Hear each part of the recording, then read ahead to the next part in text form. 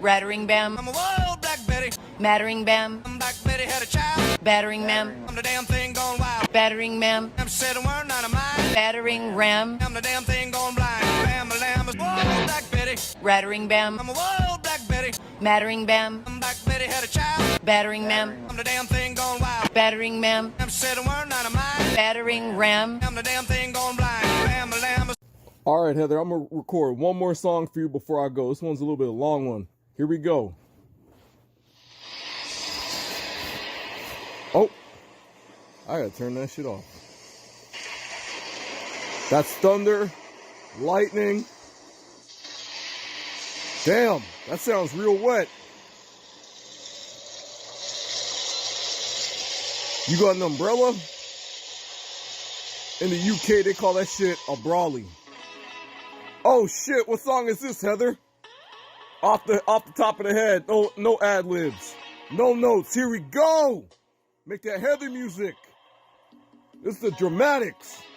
1970 something. Here we go. My dad used to play this shit. My daddy immigrant. Since you want to talk crazy on immigrants, I'm gonna clown your ass. I'm gonna drag you to hell and back, Heather. Here we go. You and that motherfucker, Xavier. You finna go outside in the rain. You definitely talk crazy. You definitely talk crazy, Heather. You finna go outside in the rain. You going to live outside, Heather. Ah, shit, this ain't the instrument. Let me find an instrumental real quick.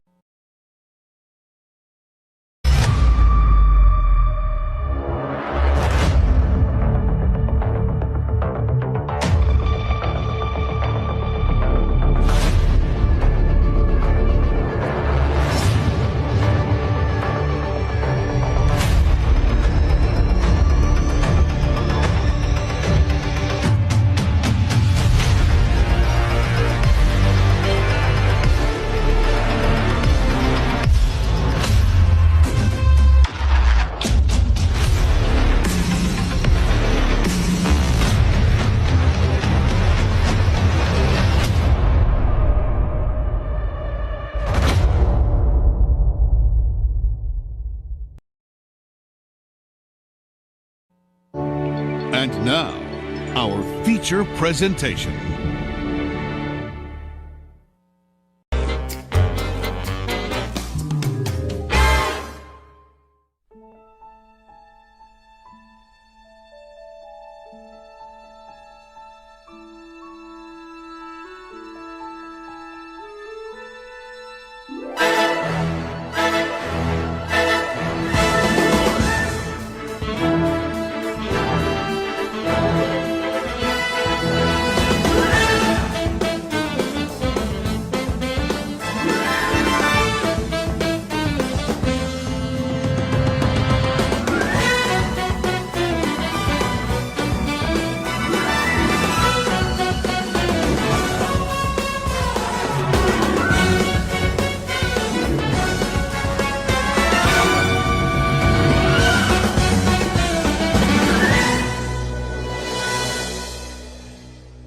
Bada bing, bada boom. How you guys doing?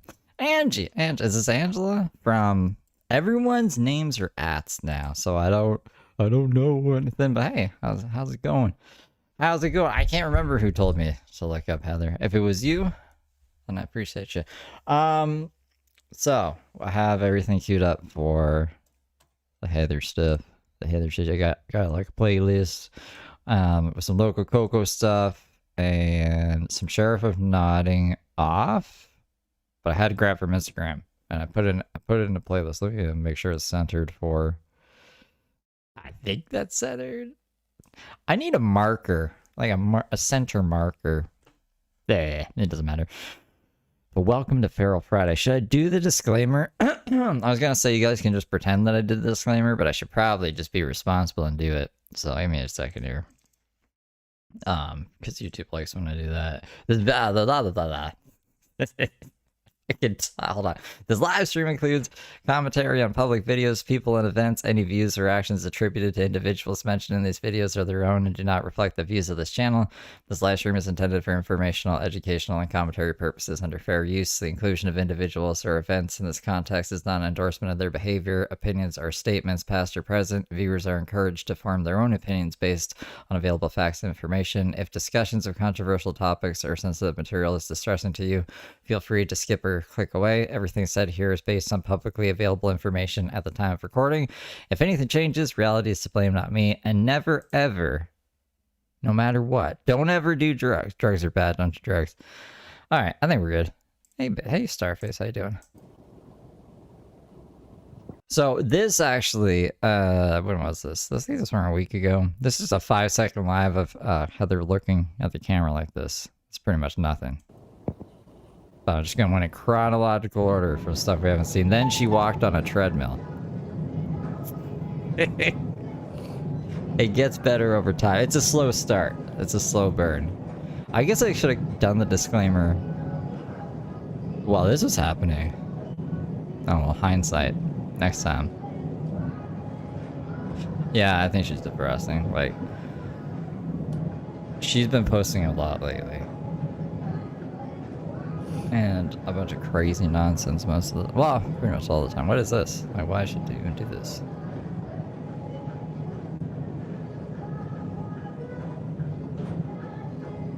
It's like the Brook biking angle. It's the newest angle of the grifters.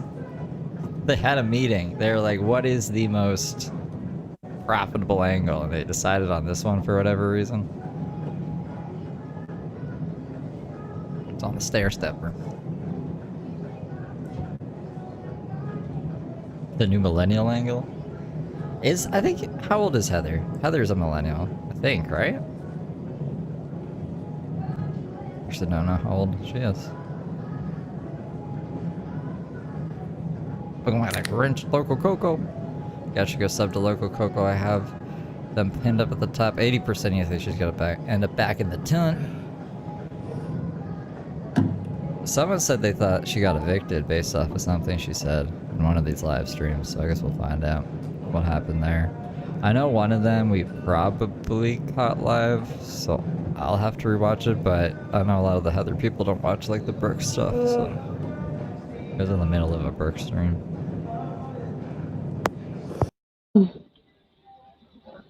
So then this is another live stream of her just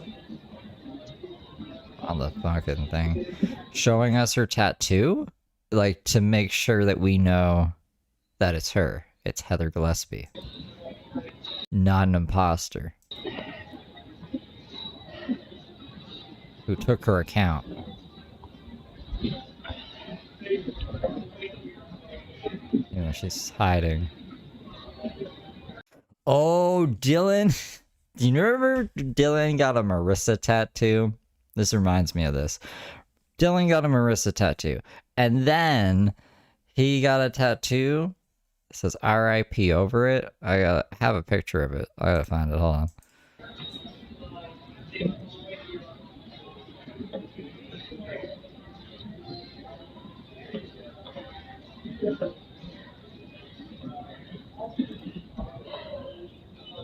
I'm fine. So yeah, she is doing the Stairmaster. I don't know. This is a really weird thing. Also, I think all of her videos are marked made for kids. I don't know why. Maybe not this one. This one is not. This one has a live chat replay, so it couldn't have been made for kids.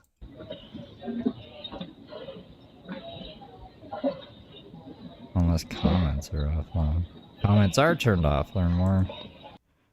Whoops. Why comments are turned off? Why did it just threw me out? Okay, we're gonna skip that one. Alright, so this is from Loco Coco. Over. Recentering it. She deleted this Snapchat account too late. Are you the plug or are you looking for one, Heather? This is XTE, plug. I don't know what this means. I don't have a Snapchat. I don't follow Heather Gillespie on the Snapchat.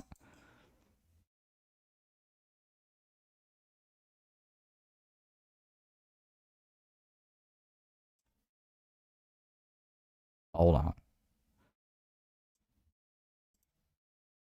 Is this the whole thing?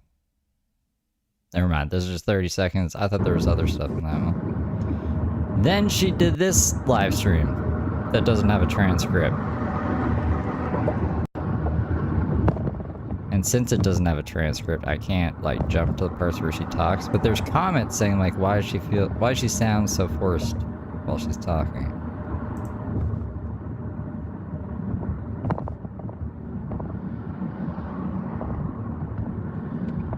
So we're just gonna enjoy the scenery until we get to some talking. I don't know, like ecstasy. Oh, whoa! Oh my god! Okay, you guys are smart.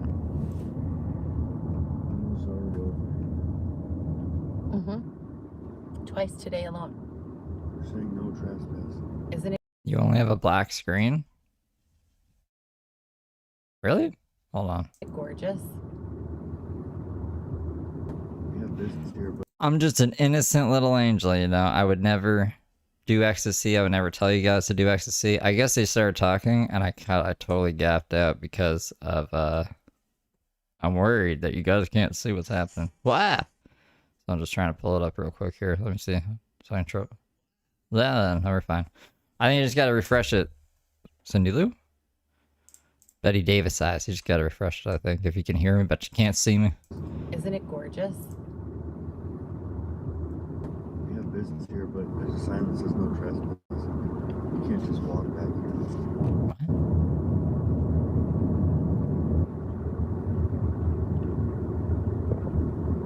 I saw a wolf here. A real wolf. A real wild wolf. Not just a husky. She saw a wolf here.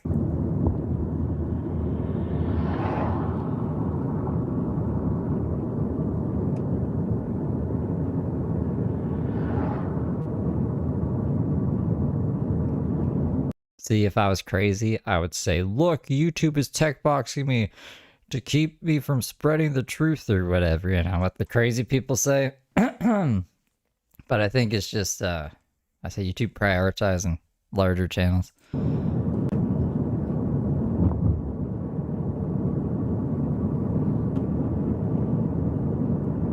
Oh, we've got another one.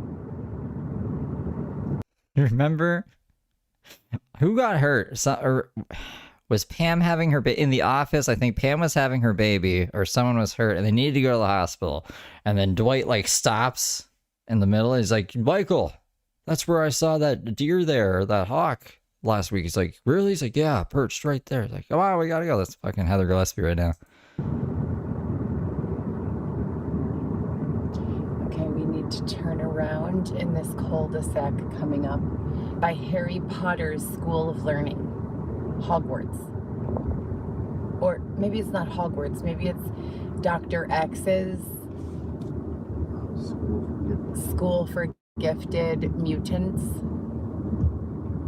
Is she trying to be relatable to the kids or something? Because that's really fucking weird. I can't. It used to say on desktop if it was made for kids or not. Maybe I'm just not seeing it. But you can tell in mobile, because if you try to watch a video while like looking through something else, let's say mini player is turned off for made for kids content. And I'm wondering if she's like saying this shit to be relatable to kids. Would be really fucking weird, because adults are done with their shit. She's trying to get a new generation of sponsors or something, which would be nefarious and insane. But I want to put it past her.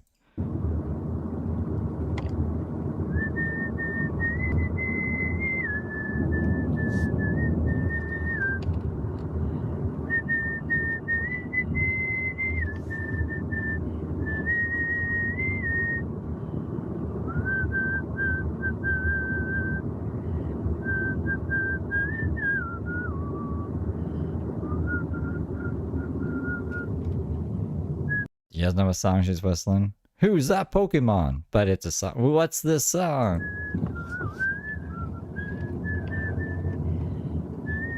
Oh. I'm unstoppable. I'm a Porsche with no brakes. I don't know if these kids are gifted as much as their parents just want to get rid of them.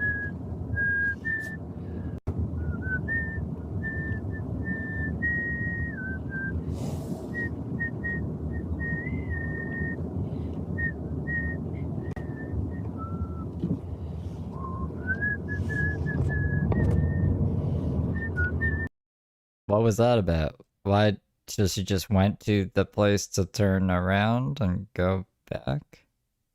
You're not even picking up, like, you're not dropping off a DoorDash order, you're not picking someone up. What the fuck is this?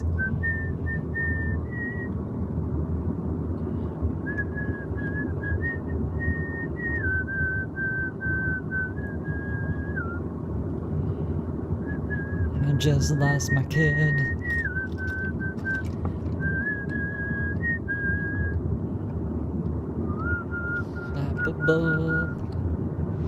I'm gonna live in a tent, me and Xavier, and we'll do a lot of fent. There may have been a fox. It wasn't a fox. It was most certainly a wolf. It was white with gray, and it was larger, way larger than a fox. Foxes are red and small, Yeah, we learned that from Zootopia. mostly, or brownish, or auburn. It's really red to me. Fox and the Hound. Fox. Doesn't it?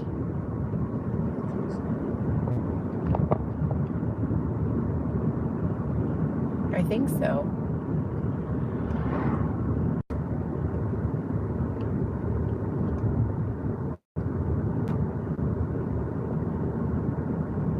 That's where it might be. Love Mountain Dew Voodoo. It's one of the best Mountain Dew flavors. It's not Patrick Foley's.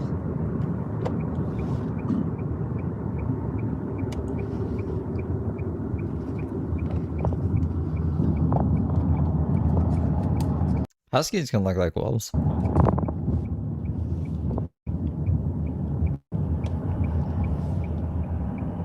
Coyotes.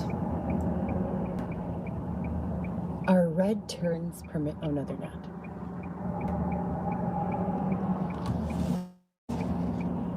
There is no turning on red permitted. Yeah, some Mountain Dews. Some Taco Bells only have like 8, and that's it. I can't eat that because there's gluten in it. So I don't know. I wish I could. I wish I could try that. It's Baja Blast. Baja Blast? I say that wrong all the time. Here's a parent that has the money to send their kid here.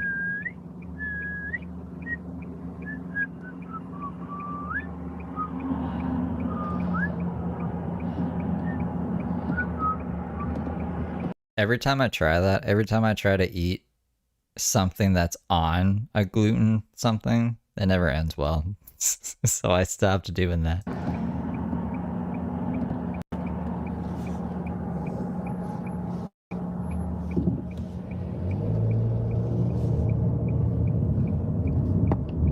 Maybe Heather and Brooke could make a music collab album.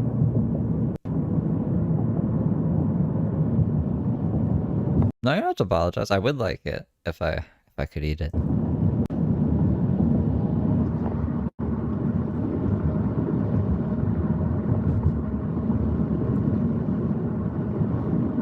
No.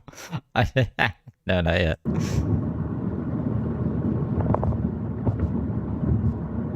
This is from the 16th. I think I was live when this happened, and I tried to watch some of it, but we've seen, most of it is just her driving this in her transcript, so I gave up on it, because I was like, I'm not losing viewers because Heather Gillespie wants to show us a fucking forest and say nothing. I think I made the right decision.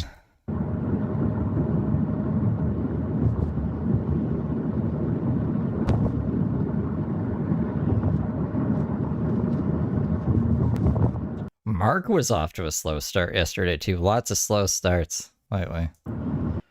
Do you guys remember those? This is good though. This is fucking good. It's just this isn't centered. I don't know why it's not centered. Blah, blah, blah. Is that more centered? I'm using the RCA logo on my fucking TV to try this. Okay, so they're apparently hiding the ice cream sandwiches from Heather Gillespie. Culver's ice cream sandwiches with the cookies. So, and then this is how they're showing us this. So Heather Googled this, Culver's ice cream sandwich cookies. It says Culver's offers a cookie ice cream sandwich, which is a frozen custard treat with cookies and sandwich in between. Offers or available options, cookies, cream, blah, blah, blah, blah, blah. And then she shows, I guess, the sandwiches. I really want one. I'm really craving one of those. And I drove all the way to Culver's, and the lady that was working said that they don't have those, and that they have never had those, and that they don't have those. She's like, no, this is a fucking conspiracy. They're keeping them from me. They're lying to me. She has a weird thing with her eye, too. All the crazy people, like, their eyes aren't circular. They got, like, things that stick out of them. Google says you do, and I've had them before. But everything else is the same other than the cookies thing with Culver's. On my last reel, the corruption is super real, absolutely ridiculous. I've been reporting on it and recording and documenting it in various capacities for at the very least 6-7 years. There should definitely have been indictments by this time. We're supposed to have AI that protects from this, but my son is 20 months old and still in the DCFS system, despite the fact that I've complied with every one of their obligations. So that's what I have going on. How are you? Just a weird lady.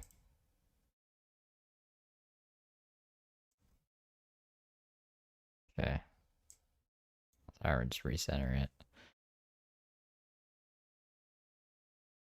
So this is like her expenses. Now, you saw my last 3 weeks. Keep in mind also that I have not had a single day of relaxing, rest, spa treatments, anything good. A day off in 9 months. Every day for 9 months I have worked. And I still don't have my November rent money yet. So my car payment is $700 something. My car insurance is $400 something. My rent is $1,035. All of my money has gone to gas in my car, which is $20 to $30 a day. Food for the baby. Yeah. She thinks AI is supposed to get her son back for her, which sounds crazy, but Heather's like, nah, makes sense. Food for Xavier. And if my kids, God forbid, ask me for $10 or $20 for lunch, I try to send that. Because You're not asking her for $10 or $20 for lunch. Yeah, Heather's kids don't have anything to do with her. I needed to use $300 for Botox and a lip flip. This is obscene. Yeah. Thank you, Loco Coco. She spent $300 on fucking Botox, but she's like, I don't have any money from my rent. Blah, blah, blah. That sounds like a you problem. Maybe you shouldn't have spent $300 on fucking Botox when this is a situation you're in. I'm college educated. This is not right. This is worse. This is like slave labor. This is United States of America, first world country. We have a fucking problem here.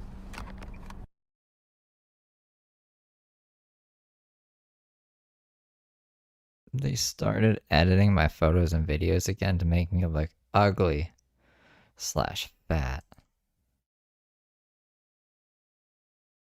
So we're basically at this They are so nefarious. juncture where I've been Culver's like a burger place. It's like a fast food place. documenting on live streams, FTRs, and other pre-recorded, medias, social medias, blog posts, you name it, for 6-7 years now. And no one has made any face-to-face contact with me to say, hey, Heather, we hear you. This is what we're going to do to help. It's all on the line, all of it. Every conversation they have with me, all of the pressure, all of the antagonism, They say it to me individually where no one else can hear, in private, in secret. They bully, they threaten, and then they also make you beautiful offers and say, if you do this, then this. And their reciprocation to your actions, it just never comes. You spend all day, all week, all night waiting for it, and it never comes. What is going on here? We've literally already gone through all of this when they began holding me in a tent. And even before that, there would be several week increments where I would have a lot of difficulty reaching specifically Alexis, but all three kids. They don't even want to talk to you. There's screenshots of, I think I put it at the end actually. I don't know why I did that, but there's screenshots of them being like, no, I can't talk right now. Like, stop reaching out. Inconsistencies in communication, and not because I don't call numerous times a day, every single day. I'm concerned about the safety and well-being of Orlando and Alexis first and foremost. And this is fucking ridiculous. We're 6 years into this. Six years into this. Orlando's the dad, I'm pretty sure, right? What did she think is happening to the dad? And for no reason, it's happening again. YouTube Live. I am still dealing with the exact same situation I began documenting in 2019-20. So I'm going to go over it in great detail. Alright, this is a live. So this is her. I'm pretty sure this is a pretty good one. Xavier's in the back. I think he falls asleep. Ooh, there's a really good one this week, actually, where he's like, this is bullshit. Is that this week? I'm pretty sure that's this week. I fucking hope it's so. Right now, Xavier is going to be here to help me. We're going to call this a therapy session. So here we go. So 2015 came around. I was working in my 6th year as the administrator for specifically endocrinology. Orlando Bloom. And rheumatology. I had Dr. Susan Burke, Dr. Walter Stoller, Dr. Renee Aronson, Dr. Carly Scamra, Dr. Linda Maletti. 5 doctors. Every other woman had 1 doctor, all the other assistants. I was not getting paid for 5 doctors. I don't blame any of my doctors for this. I feel like if any one of my doctors ever needed anything, whether they could pay for it or not, if they needed me to come, help them with anything, I would do it. I get along with them fabulously, all their quirks. I trust them. I know that they trust me, and I know that they know. Oh, I got distracted and I forgot to show you guys. Something distracted me. I forgot to show you guys Dylan's tattoo. Dylan's crazy tattoo. Here, one second. I'm just popping it out into a more cooler window. Whoa. I'm gonna try to do that. And then it's gonna, go really big because Tahoe's all messed up. And then I'll put this over here because anyone watching vertically is not going to be able to see this. But this is Dylan's new tattoo that he got over his Marissa tattoo. So if you look real close, if you can see through the R.I.P. here, it said Marissa, which is the same kind of tattoo that Heather has. I don't know what Heather says. I don't know if it says Mrs. Smith or if it says Coco Chanel. What do you guys know what Heather's tattoo? Hand tattoo says? Isn't that crazy, Tink? I don't know how I forgot to show you guys that. I looked on my tabs and I was like, oh, what? Why didn't I show you guys? Anyways, that's pretty funny to me. I giggled when I saw that. Who I am. This is pertinent in understanding my situation because you don't work in Her says Mrs. Smith. That's even funnier then. So he did exactly what she did, but with Marissa. Healthcare for 10 years. And go off the radar undetected as being a crazy person or a sociopath. It's just not realistic. So the defense that they're using saying that I'm crazy is bullshit. That's number one. He had her name on her PP area. He had her name on her PP area and changed it by adding a word. He had her name on his dick and he changed it by adding a word. What was the word? Not Marissa? Number 2, there was a period of time in my experience. Oh, I guess I don't know what her last name is. When my mental health was declining. Oh, Buckle. Oh yeah, Marissa Buckle. Buckle up. Oh my God. sharply and steeply. What's wrong with these people? And that was because I was being extorted by a member of local government. So I remember like someone being like, poor Dylan, because they don't know like the full context of everything. Dylan is just like a fucking male version of Heather. He's no better. He's just fucking crazy. Some crazy shit. This is his second tattoo? Oh my God, I didn't know that. And several other people, and basically pushed into the arms of a more experienced and seasoned, some of you might want to call him a criminal, and some of you might want to call him an investigator, and some of you might want to call him a con artist. And I heard, I haven't seen it. I'm not out there looking for it, but people have told me that Dylan has a pretty sizable pecker. It's just, he promotes his OnlyFans on gay subreddits. So I hope things are doing well for him. People like it. I hear only good things about Dylan's dick. Nothing good about Xavier's dick, and nothing good about whose other's dick is people talking about. It doesn't really matter. We shouldn't be talking about dicks. This is a learning channel. I would argue that all three are true. But to the point of being pushed into the arms of this person, when the authority that you have been raised to believe in and trust me too, becomes your oppressor, becomes the source of your pain, fear, aggravation, confusion, etc., and so forth, you will grab onto whatever you can, whomever you can, that has... That's true, Cindy. I'm trying to not say that as much. Any sort of anchor into documentation, law, advocacy, etc., and so forth. The detective, so while working at Northwestern, I had a late postpartum hemorrhage after delivering Alexis. She was born in 2013. 2014. Dylan has Marissa's name. Marissa is Dylan's on-again, off-again new girlfriend. They can't be together anymore, right? That's why you got the RIP over it, or is he just being dramatic that day? He's always like going to jail for shit with her and getting out and they're getting back together. It's all nonsense. But yeah, Marissa's like a completely different person. It's just funny to me because Heather has how many tattoos of Dylan's name on her? Like Mrs. Smith and this and that and inmate Y12, blah, blah, blah. So it's just funny that Dylan's getting a woman's name tattooed all over him and being dramatic and going to jail and just being a train wreck himself, to be honest. Is when I finally said, I need to start looking for another job.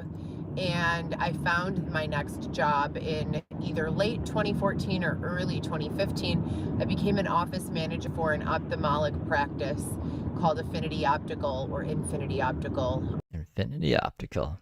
A job she pretended to have. So Loco Coco says they're over right now, but that could change like next month. In Chicago on Irving and Narragansett, a boutique clinic for testing and treating disorders and diseases of the eyes, as well as fitting patients for contact lenses and glasses.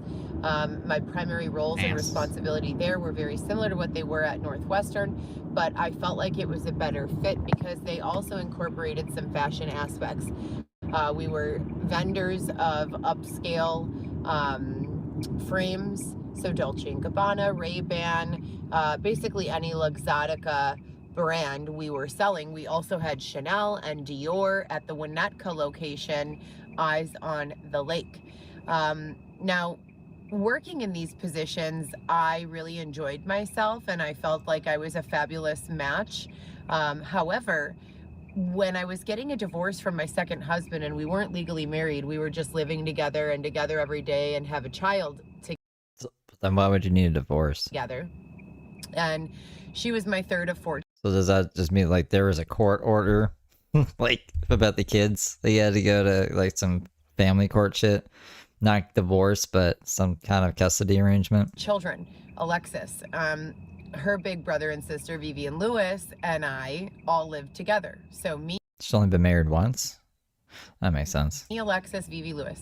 I had established custody in the eyes of the court as the primary custodial parent in 2018.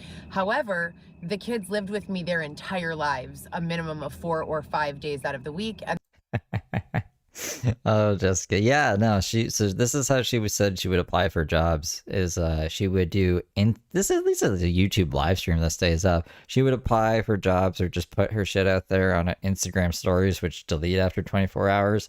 And then she's like, I've applied for this many jobs. And it's like, yeah, but no one's looking. No one's looking on your social media to hire you, wingnut. At least Brooke is on Indeed. I'll give Brooke that. And they'd go with their father on the weekend.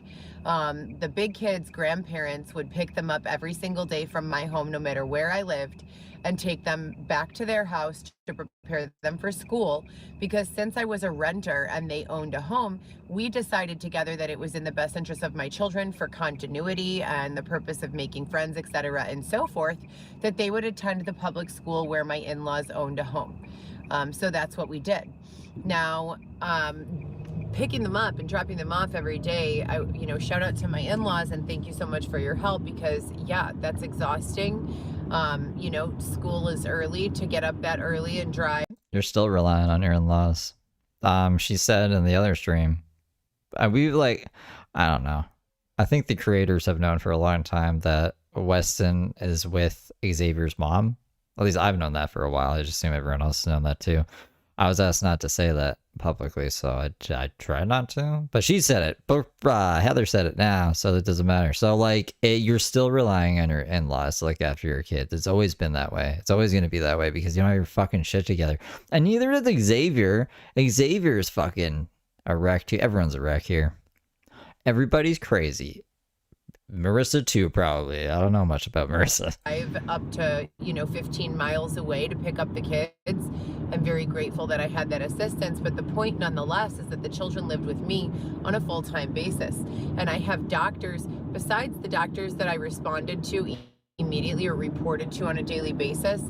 There were probably close to 40 or 50 other physicians within the practice who I had FaceTime with on a daily basis, maybe even more. When you talk about other departments of the hospital, it's just, the list is endless. It goes on and on and on and on and on. Now, to speak to the point that she's from the future. Nah, she's always lived in Chicago, right? She lives in Chicago now. She says, I'm never leaving Chicago. But I don't know if she grew up there. I think she did. You couldn't be crazy in the company of these people. Well, of course you can have your quirks and you can be anxious and you can have these other diagnoses, but when a person claims that someone is too crazy to raise their children, that's a different kind of crazy. That's a kind of crazy that would not be functional in an office environment.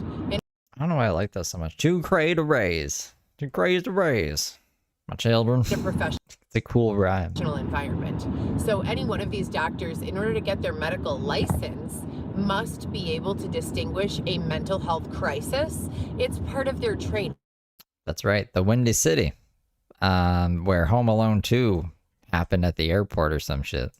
You don't have to be a psychologist. You don't have to go and... I know this because I've only been to Chicago Airport, and I was like, hey, this is the same airport as Home Alone 2. And it was decorated the same way, too.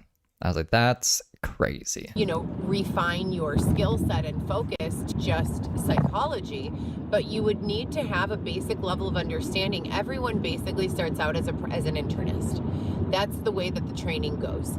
Then if you decide that you'd like to get into specialty care, you have, a more focused and rigorous second half of college. Now, as I said, there was never any concern for craziness, but I was diagnosed with PTSD, anxiety, and depression when I was 17 years old. I was sent to Jamaica at 15 years old and abandoned there for a year. So it was like a boot camp thing, but it was evil. It was an evil boot camp. I just am not a good criminal. I have no criminal. She's bad. She's a bad criminal. She's been caught a lot doing nefarious criminal stuff.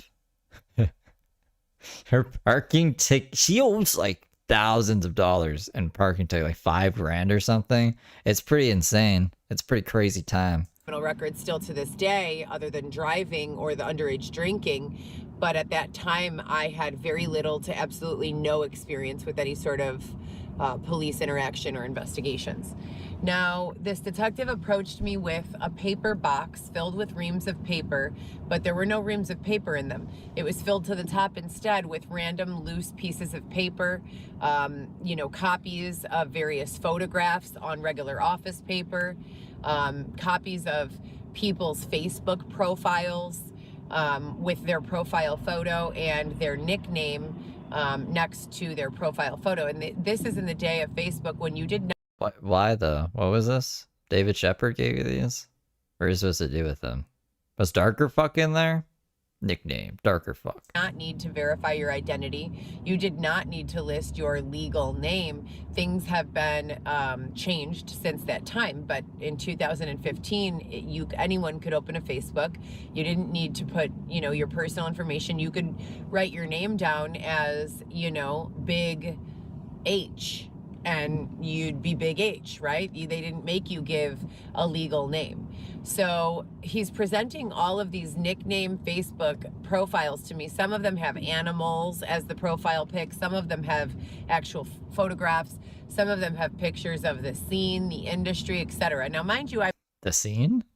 The scene and the industry. I don't remember that. Maybe I was just gapped out the other time. What the fuck is she talking about? I've only been working bottle service for approximately 2 months at this time.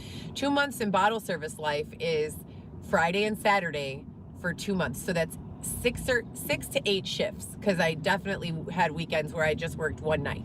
So that's 6 to 8 shifts. So that's not a lot of time. On top of that, let's describe what an industry bottle service girl is doing. We were not working in a high volume nightclub. We were working in a private, low volume, members only type of establishment. What did he want to know about all of these profile pictures? Her stories always go all over the place, and I never get the answers to the questions I have. Where the girls would come out after we were done getting ready, and we would stand in a line, and all the ballers would look at us. Your emojis vanished. Have us turn around, and they're right there. Then pick what girl they wanted to literally waitress their party. And the waitress of the party was expected to serve all the drinks, but you were also expected to not turn down a drink. And I had no experience drinking. I was 100% full-time dedicated to the gym. I was exercising at least once a day, 7 days a week, if not 2 times a day. I was meal prepping with 0 deviations, no sweets, no salt, using only Mrs. Dash to cook. I had a customized prep plan. This is all irrelevant information to this assignment you were given that I still want to know more about. From Christian McCoy, and I was on it. I mean, on it. So when I started having to drink alcohol, yes, they show you how to kind of like conceal it so it looks like you're drinking, but you spit it back in. That shit wasn't working for me, okay? Whatever I was absorbing in my tongue or in my cheeks, I was getting fucked up for no reason. Like, just spitting out the alcohol was getting me drunk. I had no tolerance. After 2 months of working in that capacity, I could probably have drank, a reasonable amount and been okay. So my tolerance built quickly. Now, Xavier's passed the fuck out, man. One of these customers, one night after working at this bottle service establishment where you were paid $50 to show up, if you didn't get picked, you got sent home with $50. If you did get picked, you were making between probably $200 and $600. No sex, no nudity, nothing like that. But you were making, you were banking if you got picked. And I got picked every single night. I don't think there was a single night that I didn't get picked. I don't think so. Possibly one, but I really don't think so. Anytime, and we only hosted 2 to 4 parties a night.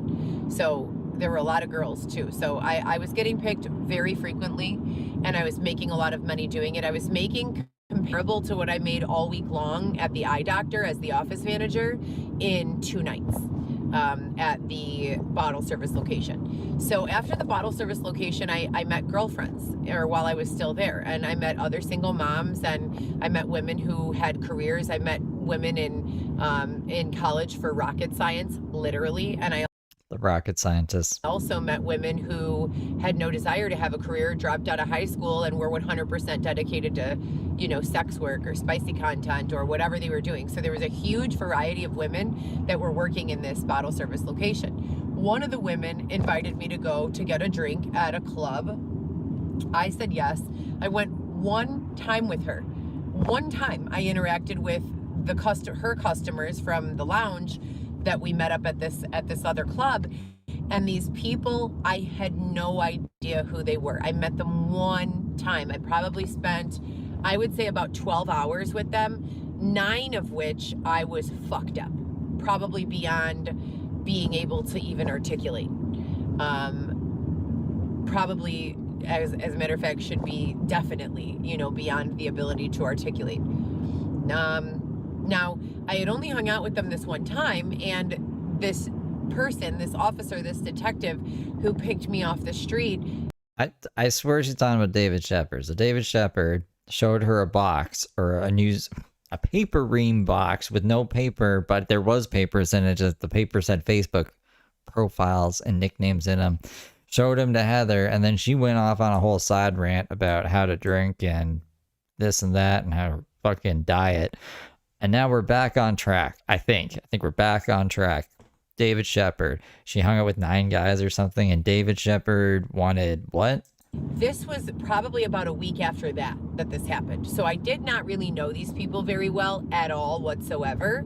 And I had also met Dylan, who's my co-star from Love After Lockup. Co-star. At that time, he was living in Pilsen, hosting a party or attending a party with his, at that time, girlfriend, who just so happened to be the target of this detective's investigation, and I had no idea. He presented to me a paper box filled with evidence, Facebook profile photos. Was it Jordan or Marissa? Photos and video evidence of people at the club, various different things. I told him exactly the truth. I have no idea who these people are. I met them maybe one time. Yeah, it was always a laptop before. I've never heard this box of paper stories. What happened to the laptop?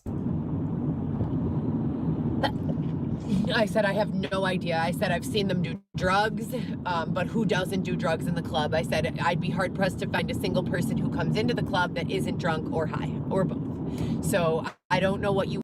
Oh no, he got Heather to steal the laptop or something, right? Steal Jordan's laptop? Want me to tell you, but I don't know. He said, you're gonna... Right, okay. To make it your job to stay around these people. And if you don't, I am going to show up at your house with the DCFS, and we are going to take your children. So steal Jordan's laptop, or we're going to take your children. So we just showed you a box of Facebook nonsense for no reason. I had no criminal record, nothing but 10 years experience in the medical field. I was 27 years old, 28 years old, okay? So from fresh out of high school, I got my medical assisting degree, phlebotomy degree. I immediately started working 18 years old as a full-time medical assistant while still putting myself in college for nursing. Nursing was my primary major. After the... Yeah, this is from 3 days ago, November 18th. His father and I broke up. I had to change my major because I could no longer attend on campus. I was going for prereqs for nursing at Triton College, and Triton College also had easy access to West Suburban and easy access to the ultrasound tech program in River Grove at Triton. Why is she holding her hand over her heart? This is supposed to make me believe her more? It's Scout's honor, guys. I'm telling the truth. Under oath.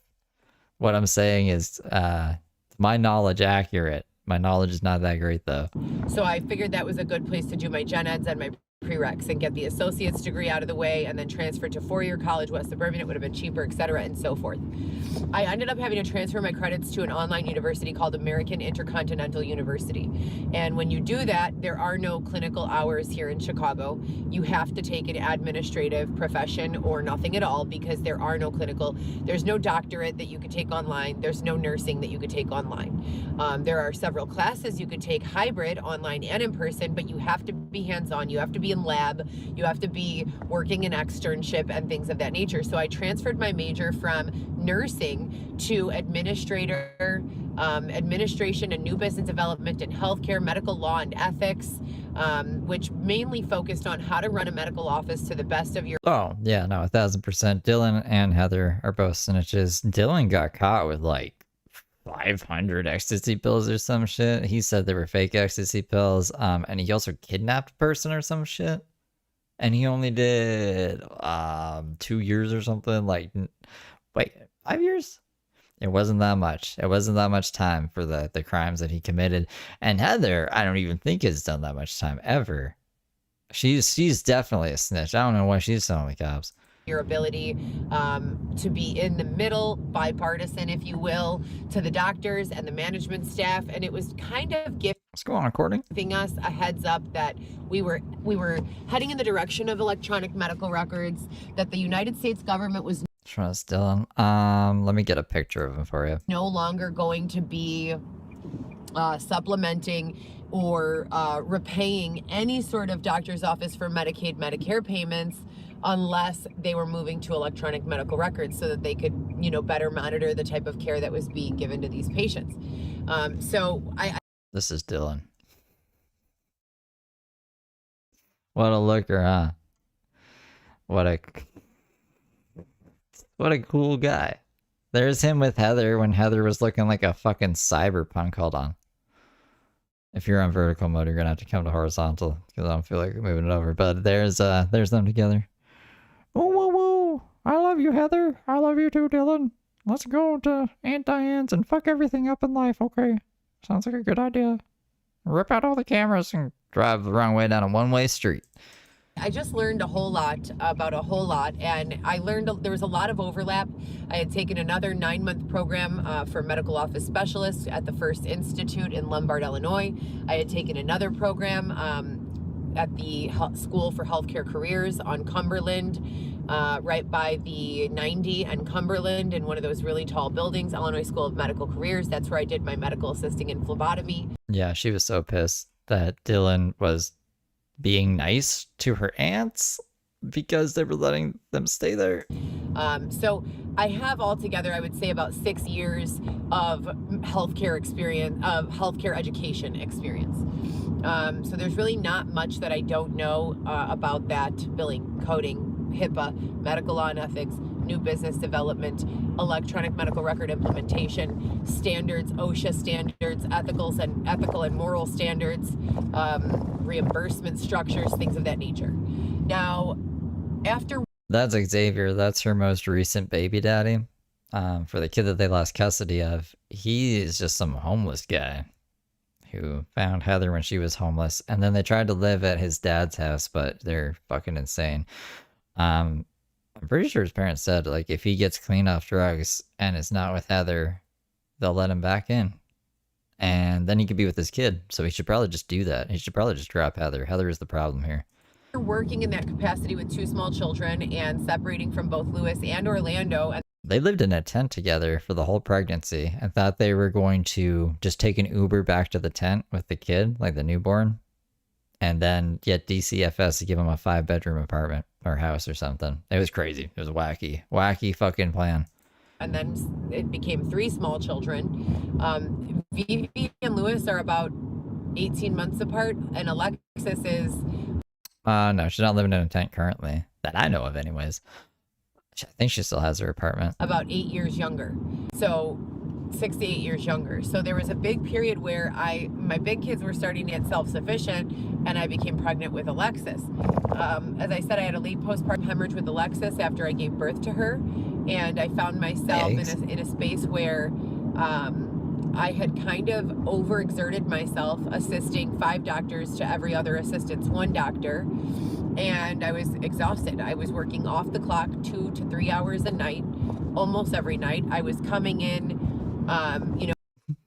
Fucking Kashi wanted to give her a place, and Heather just complained at her and then ghosted her, which was crazy to me. That was right before, and she seemed genuine, like she genuinely wanted to pay for like a year of Heather's apartment. But then they'd probably want to be best friends with Heather. That was wild. Remember the screenshots she sent? It looked like she didn't screenshot them. She took another phone and took a photo of the phone, like the messages on the phone. And then you could see, like, in the background, it looked like a dungeon. I don't know where she took them. She took them in like her porch or something, but it was just like rocks and it looked like Gollum's cave. What a wild time that was. If I wasn't working 2 hours later, I was coming in an hour earlier and working off the clock because we were being threatened if we worked.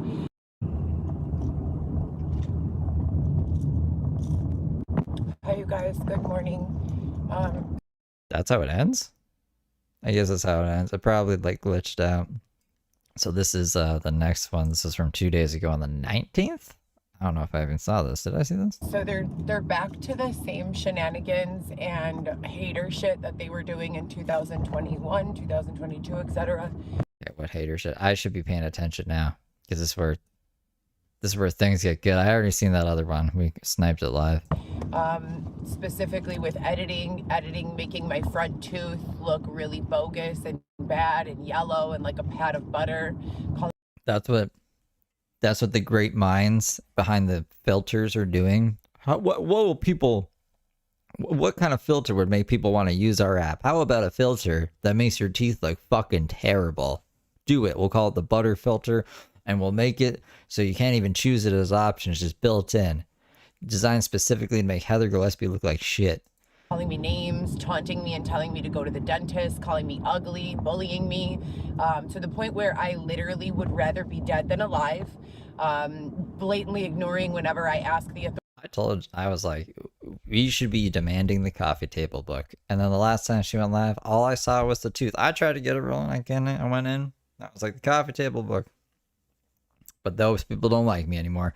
So I don't know. I don't think we're going to get the coffee table book. We're just going to get this, her complaining about people making fun of my teeth. Authority for assistance, editing my videos, editing my photos, not allowing me to ever go live or share experience when I have a full face of makeup or, you know, to do a tutorial, but then almost forcing the issue when I'm, you know, no makeup and on my the people in our live chat. way to the gym, running late in a space of stressed out and, you know, nervous or unsettled, etc. and so forth. At my new apartment, someone registered my name to my mail, which I specifically was not doing because I've already been stalked for 5 years. What? I don't understand. So where was she getting her mail then? Like a P.O. box? Someone else sent me like 30 Bibles. I don't believe in God anymore. So pushing that on me in my home would not only be illegal and harassment, but it would also be stalking. I could picture like her ordering these Bibles in the tent or something, and they just finally came and she forgot. And they're sending me Bibles. That's a weird thing. You're gonna spend money on 30 Bibles to send to Heather Gillespie? In addition, there are numerous programs I have been doing. Be like water, but not so much that you die from water intoxication. That's my advice of the day. Doing everything in my power to connect with tech people. Xavier, take a photo of that, please. What is it? Is the wolf? The wolf's back? Or write down the number. No, can't Write be a down the wolf. number of that for rent. Can you see it? What is it? No, I can't. My glasses are in the bag. You're getting the license plate number? Why?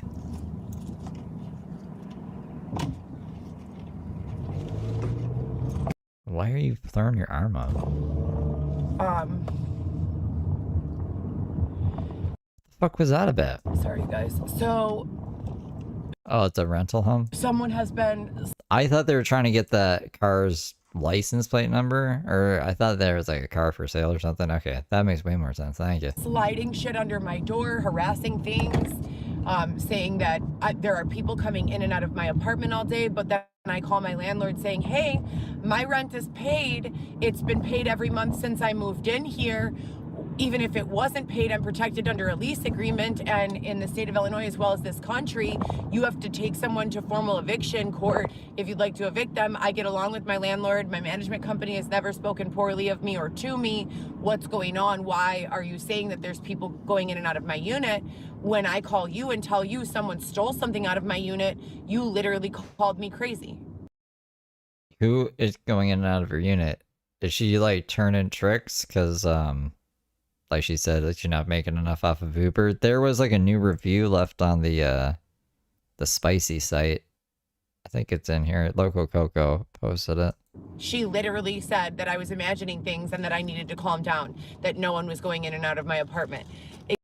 Right. Well, no one's going to steal a pillow. Xavier and I came home last week or 2 weeks ago, and 3 out of 5 days, I swear to God, I kid you not, what was in the bathroom, Xavier? What was there? Who? Who? They've been dropping deuces. Ordering Bibles, dropping deuces, stealing pillows. That's crazy. Poop in the toilet, all over the seat. Like, All over the seat? it looked like someone paper machéed it. Like, it was awful. And guess who had to clean that up? You know, so I'm working. What the hell? Is this really happening? Yeah, I don't condone this behavior. This is what's happening. You're crazier than Heather if this is what you're doing. I don't believe this. But on the off chance she's like, this is actually happening, what the fuck is this? Who would do this? Who would? I'm gonna steal a pillow, I'm gonna shit all over the toilet seat. I'm gonna, what else is being stolen? I don't even know. I'm so caught off guard. What the fuck is she talking? Posted on Instagram 55 hours a week, 54 hours a week. Still going to these visits at DCFS to see Weston. Still doing everything I can to keep a relationship with my other. Imagine it's Xavier. Imagine this is Xavier's way of getting back at her, just fucking with her. I shouldn't laugh, but like, that's a more plausible explanation than somebody figuring out where she lived, somehow getting a key to get into the apartment and do all this stuff. Like, Xavier must have a key. Maybe. He's not on the lease. Heather's like, you can't be here. Does he have a key? He has the means to like make a key, right? He's close enough to Heather that he could like take the key out while she's sleeping or something and get one made, right? So I can't see it being anything else. That's like, we're going into conspiracy theories at that point. Other children incrementally. If you know me and you've watched my content on YouTube before, you know. Yeah, he's getting back at her for shitting in his shonkulas. That when these people were raping me, sexually assaulting me, trigger warning, and holding me in a tent at Belmont Harbor, I was reporting to well, no one was holding her in a tent. We didn't see any of that. Police on a daily basis what was going on and begging them for assistance and protection. And my youngest daughter, Alexis, and I would go in and out of communication, not because I wasn't calling, but because for some reason, something happening on the other end of that line was not connecting. I was not able to reach her for like 6 weeks. That has gone on again. My daughter's birthday is in late September. The last time I was able to speak to her in any way other than her saying hi, bye, was in September. It's like she's not being permitted to speak. And the worst part of it all is that I'm terrified to go to authorities with this information because in 2000... She was diagnosed with paranoid personality disorder with traits of narcissism. I think that was it, right? Just that. And 17, my youngest daughter was the one that they targeted with DCFS. They took her out of kindergarten, brought her to a hospital, and allowed a man, doctor, without me or her father being present or aware, to examine her vaginally to see that she had not been involved in any sexual abuse. My children don't even know what that is. Me being raped, I've never discussed in detail with my children how I was. I don't know about that, Heather, because you said, how am I supposed to explain this to your children? You said that a bunch of times, and I'm always like, you're not supposed to say this to your children. You're like, imagine having to explain this to your children. It's like, why are you doing that? Don't do that. I can see why they don't want to talk to you. Like, that's insane. It's disgusting. This agency will accept a phone call from any and everyone saying that there's something wrong. So they're intentionally causing these gaps in conversation and in my ability to communicate with my children. But then if I freak out about it too much or try to get law enforcement to do a home visit to make sure, or a well check to make sure she's okay, then they threaten to put it back in DCFS. I and her father, we are not drug users. We are not abusers. Neither of us are, unethical scumbags.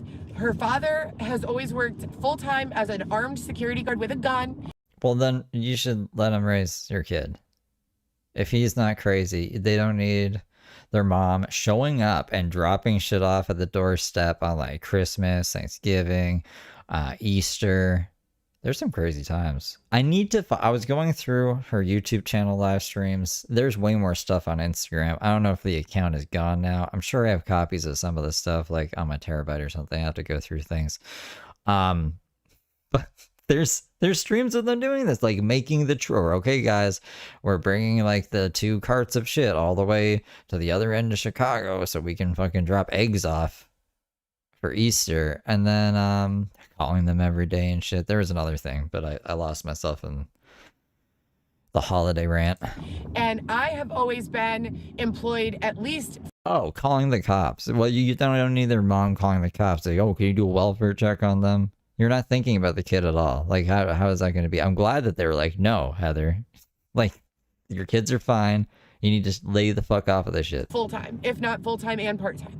So I don't understand this fucking targeting, and it's sick and it's disgusting, and I've been reporting on it for a long time now, publicly, through YouTube, through Instagram, through Facebook, and my understanding is that once it was able to cheat on me.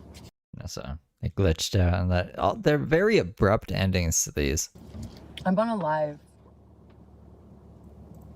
He was, yeah, Weston had to be in the NICU because he had drugs in his system, correct. So that's Xavier without pants walking around.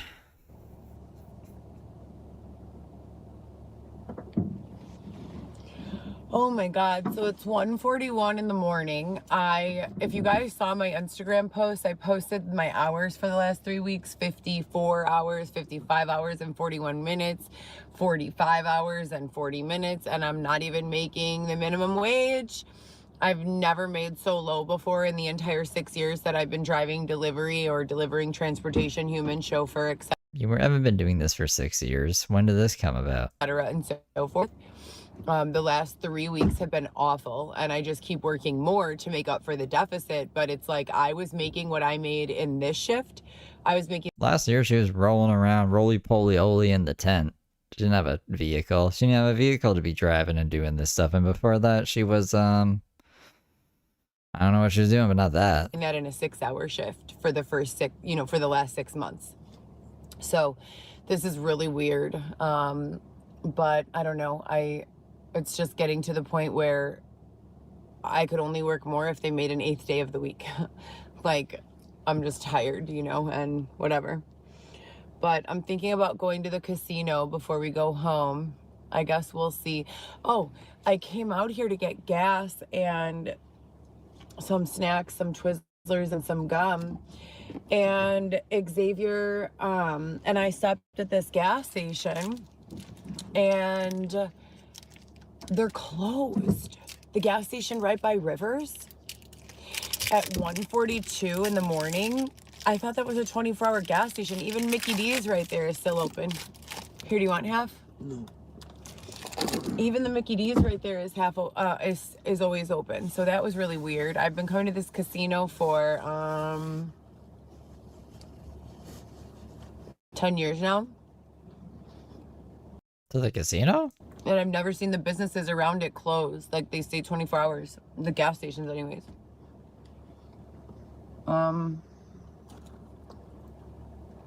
But yeah, we're still out here. We've been driving since about 1:30 p.m. Xavier's been sleeping a lot. I have not.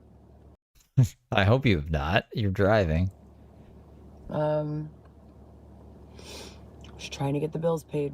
Ecstasy plug. Yeah. That's concerning, you guys. So this is her messaging. Oh, it's Orlando. Why does it say trying to reach my 12-year-old daughter? I guess through Orlando. He says, sorry, I can't talk right now. She says, please call me back. Are you safe? Please call. Sorry, I can't talk right now. Please respond. Are you alright? Please let me know that you two are alright. Sorry, I can't talk right now. Orlando doesn't want anything to do with fucking his ex. Why would he? And then immunity support, accelerated metabolism, energy increases. LA Fitness. Hey everyone, here's an update. This is from Sheriff of Nottingham's Instagram. This is like... This is Heather Gillespie's parking tickets, which are insane. On Heather's tickets. She currently has 2 payment plans going, one for the old tickets, i.e. for the caddy, and one for the new, the rentals. These are the old tickets for the Cadillac. They equal $4,902.84. These are the more recent tickets for her rental cars. They equal $670, making her grand total owed $5,572.84. That's a lot of money for the parking tickets, man. Oh man. Okay, let me see. So that's it from this week.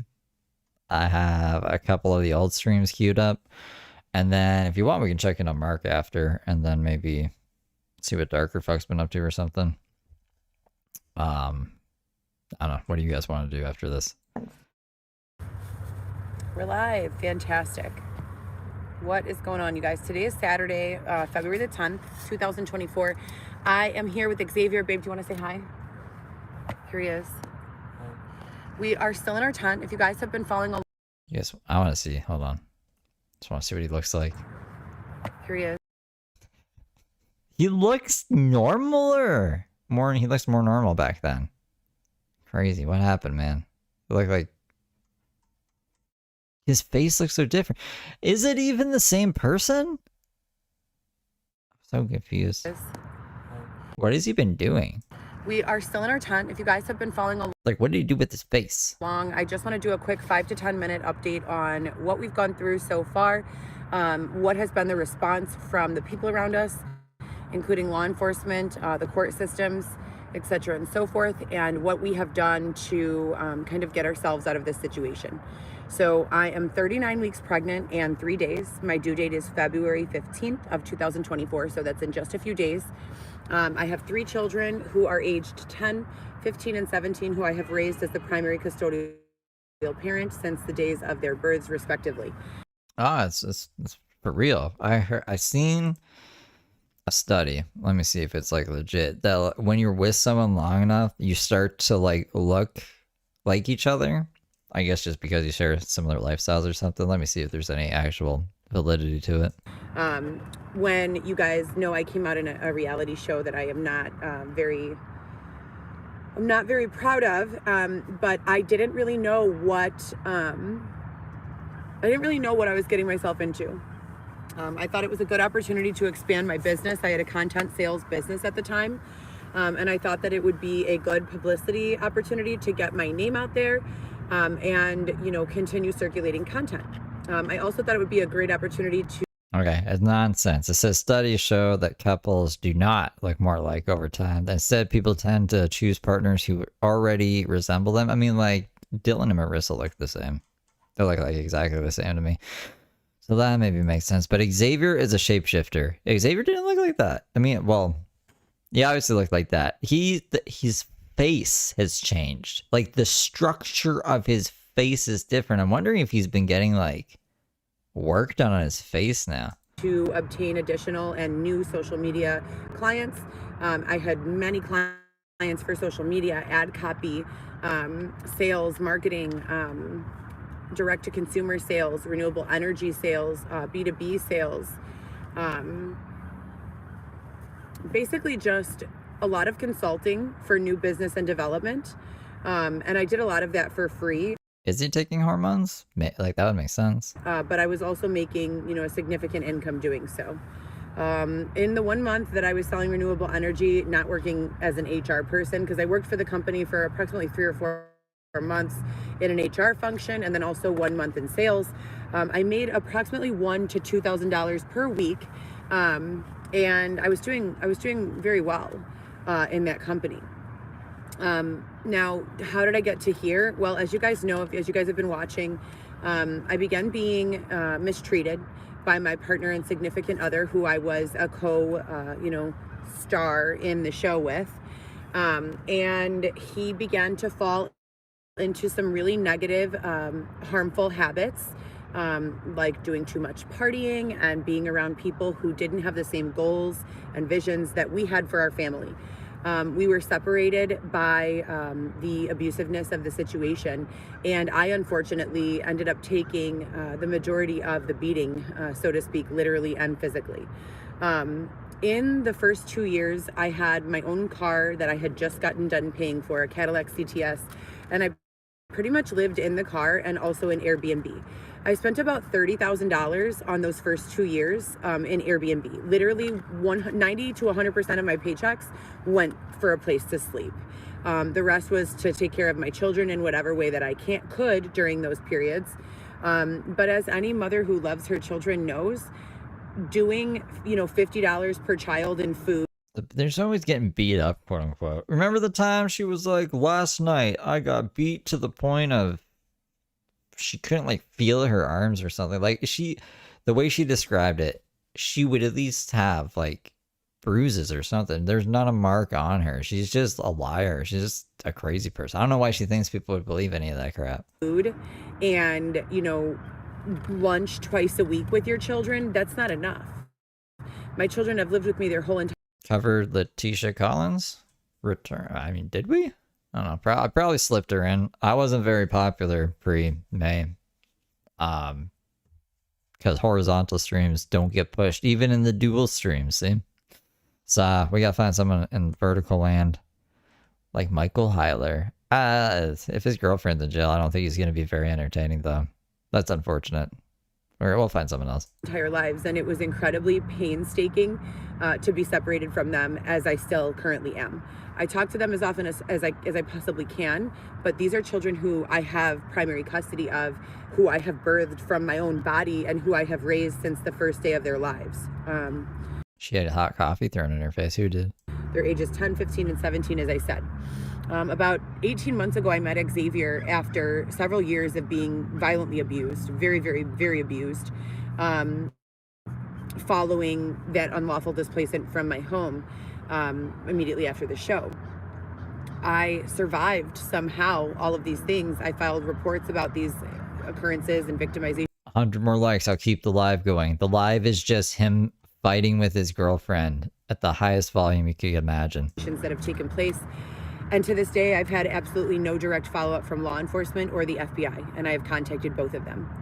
I think I made this available to children and under 18, so I'm going to be very censored here. I don't want to give too many details as to what kind of abuse I've endured, but I think it's important that children are hearing what's going on, because for the next subject, homelessness, I think it's just very, very important. There are people who walk by and they do stuff to us to, quote, make us look more homeless. There's nothing that you need to do to make us look more homeless. We've been outside without a single night in a bed since February 14th of 2023. That is one whole year, 12 calendar months. We have been living in a tent the entire time.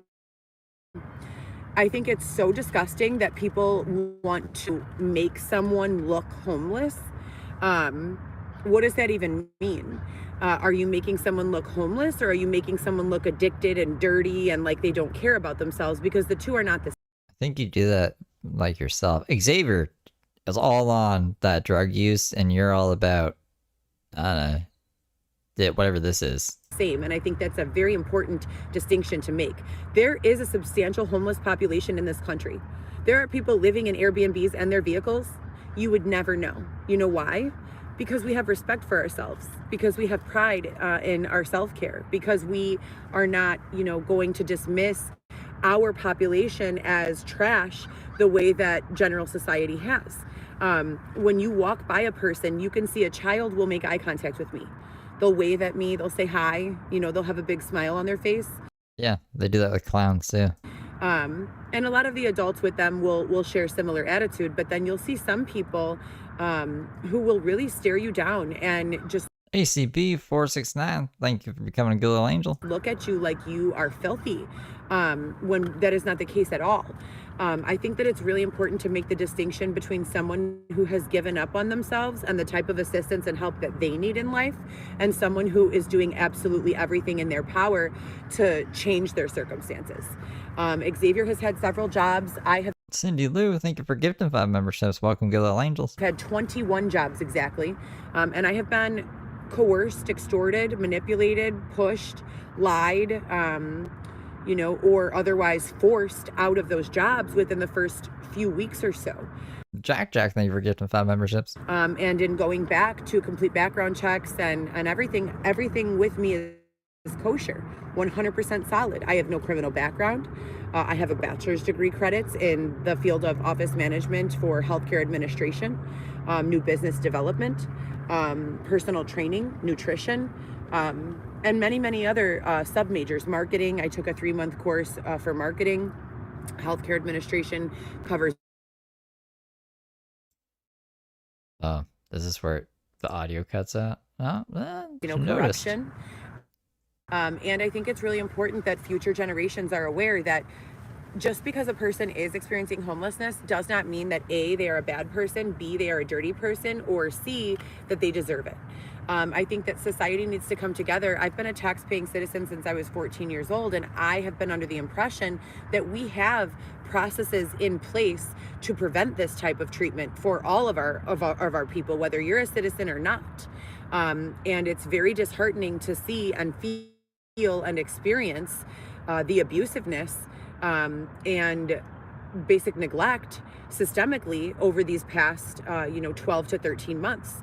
Prior to that, I still felt it. I had my car and I had Airbnb, but that wasn't good enough. I was going to the system saying, something is wrong, I'm being targeted and attacked, please help me. And no one was calling me back. And to this day, they have not called me back. And they wanted evidence. And then when they figured out you're just a crazy person, they actually go and solve real cases that they can solve for real victims. 4 years in at this point. So from the perspective of a relatively intelligent, grown adult who is 39 weeks pregnant, about to, bring a fourth life into this world, I'm not okay with this. And I don't think that you guys should be either. And so I think that as a society, our next step should be, number one, isolating my case, asking for answers from local law enforcement as well as federal law enforcement, and not just answers, but accountability. And for that, there is a dollar amount.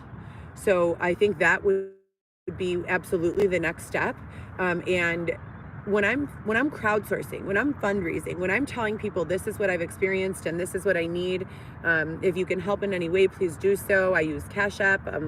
If you can't donate, please send a gift card. If you can't send an e-gift card, please just do me the favor of calling local law enforcement on my behalf and expressing that you have seen what's been going on, that it's all public knowledge, and most of it is documented on Instagram or here on YouTube, and tap into the other sides of my personality. I'm a mom. I'm loving. Yeah, there's sides of my person. I'm not a one-dimensional character, okay? There's lots of sides to me. I'm a mom. I'm a bartender. I'm an influencer. I'm a model, a fashion icon, What else is Heather? I'm a woman. I'm funny. Okay, that's crazy. I'm a woman. I'm funny. I wasn't expecting that, but okay. You could be that. You are funny. You are funny sometimes. You are a woman. That's right. I would have never expected that coming from Heather. So she surprised me. I like being surprised. Usually I know what they're going to say. A good friend. I'm compassionate. I'm a good friend. I'm compassionate. Shout out to Alyssa's mom. There's a lot of content that I've created that showcases my real true personality. But the targeting, as I refer to it, which is the unlawful, slanderous, libel, and harassment that I have experienced since 2020, as that, continues or goes back to being inactive, because there have been several periods of inactivity with regards to those subjects. As it continues or, declines, my life continues to pass me by, and I struggle to balance everything that has been said about me.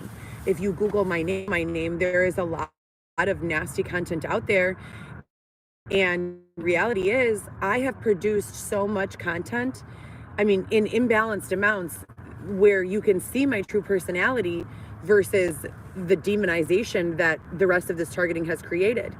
Almost none of my content is based on me, being a mean person. Most of it is either A, me being hysterically crying and terrified for my life after just having been victimized. And by victimized, as I said, I won't go into details. You guys can read more. It's been very violent, very graphic, like R-rated movie type of victimizations. I won't go into this because I said this was acceptable for children. But they have been ongoing, and for 4 years now, and they have mostly all of them have either been spoken about, acknowledged, documented, or shared on the One Heather GEE or the coco.chanel.ysl account on Instagram, also the HLG Forever _. So to be here 4 years later and still be dealing with the same sets of circumstances, I have all the education. I have never stopped applying for jobs. I have applied consistently to 40 to 100 jobs, whether they're remote, whether they're in person, whether I'm over. That's a realistic number. 40 to 100. 42,000 job applications, 40 to 100. That's a reasonable number. Overqualified, whether I'm underqualified.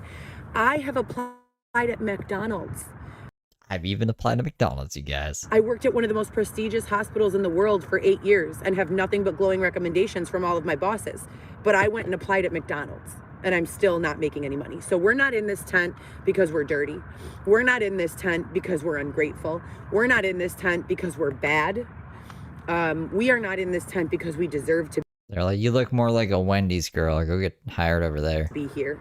We are in You and your red hair and your conspiracy theories, get the fuck out of here. Burgers are supposed to be square. I don't know. Get out of here.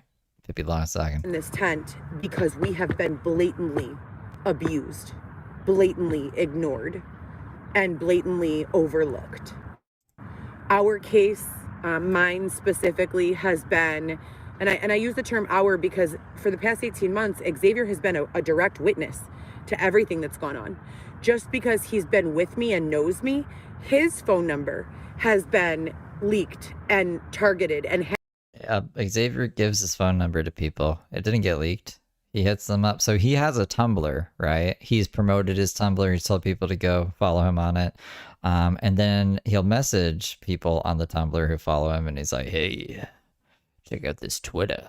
Here's my phone number. And then you go to the Twitter and it's his dick and a whole bunch of crazy shit. And then he, if you text him, he starts texting you requests like, you gotta save, I don't know, not save Heather. Heather was gonna go do a trick. He's like, you can't let Heather do this trick.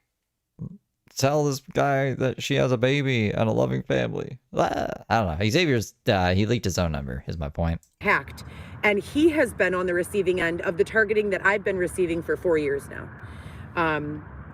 And he does take strange pictures of women. Mostly their feet. It's weird. It's a weird thing. Some serial killer shit. I don't want anyone getting in trouble. That's not my point in sharing this. I want it to stop. If the only way for it to stop is that people start getting criminal cases and go to prison, then so be it. It's 4 years now. If there's another way to make it stop, then by all means. I choose the least invasive form of intervention to get us off of the street and to receive the justice with regards to the criminal justice system that is in place that I deserve. As I said before, I have never violently victimized a single person, ever in my life, not once. I cannot count on my fingers and toes It scars me to this day, ACB. I hate that picture. the times that it's been done to me over the last 4 years. I would need my fingers and toes, your fingers and toes, Xavier's fingers and toes, and probably a couple more people's fingers and toes. So I'm going to keep it short and sweet and let you guys go. I just want to let you guys know that I'm 4 days from my due date. We have been promised by city officials, by Xavier's father, and by numerous other resources, including strangers and sponsors, that we would be in an apartment prior to the time that my baby is born. The sponsor said that? I'm hoping that literally The sponsors are just people who watch your channel and send her money.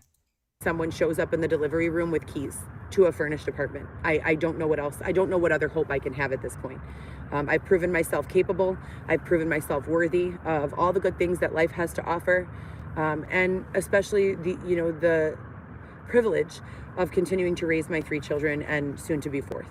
So if you guys can support in any way, please do so. My name is Heather Gillespie. I'm coco.chanelle.ysl is my current Instagram handle, but on there you can find links to all of my other Instagrams. The people who have been trying to cover this up will Just picture Mud Pit, all innocent. Well, I'm not at work. How bad could this be? Oh my god! intermittently hack into my old Instagram accounts, change the passwords, and not allow me access. So the One Heather GEE was at 17,000 followers.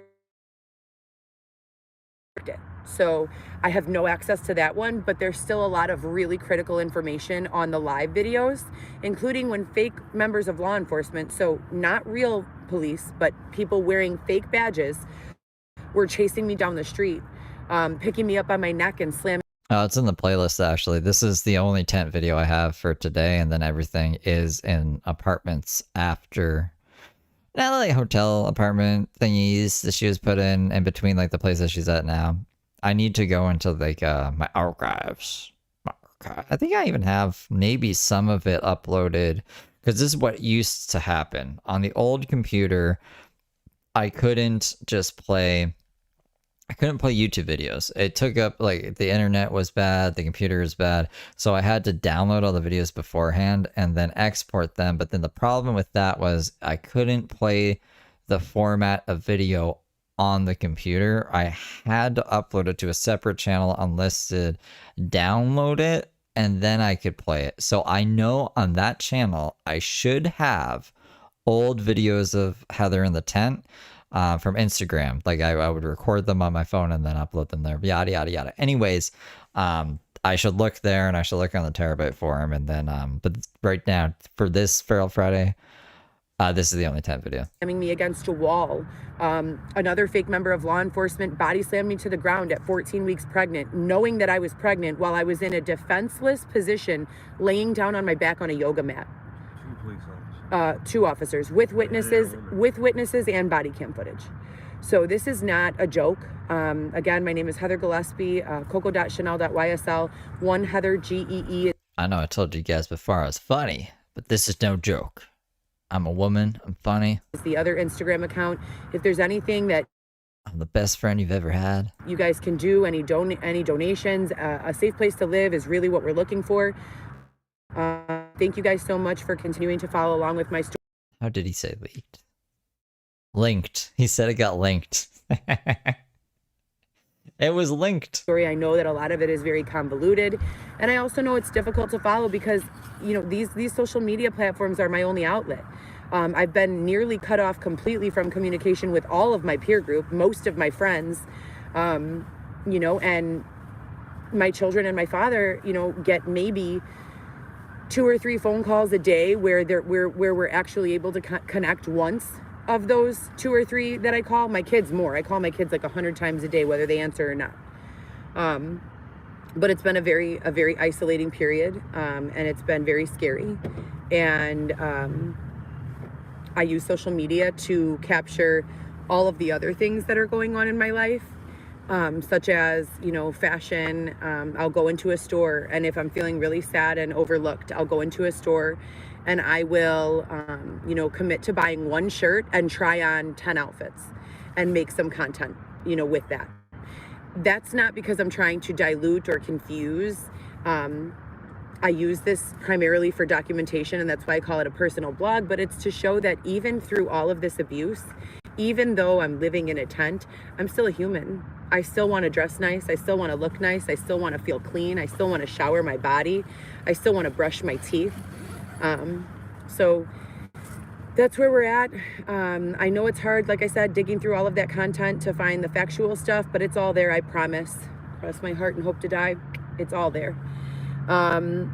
Anything you can do, guys, it's greatly appreciated. If you cannot do any sort of donations or funding, like I said before, phone calls, advocacy, reaching out to law enforcement, reaching out to programs that they say exist. I've been calling them for 4 years. If they existed, I promise you I wouldn't be sitting in a tent. So thank you guys so much. Have a great day. Happy Saturday. Different shelter. This shit is terrible, this shelter. So, okay. So this was, she was in a shelter at this point, and she didn't like it. I just choked on a Sour Patch Kid on mute. I was dying. Oh my, I can feel it in my ear.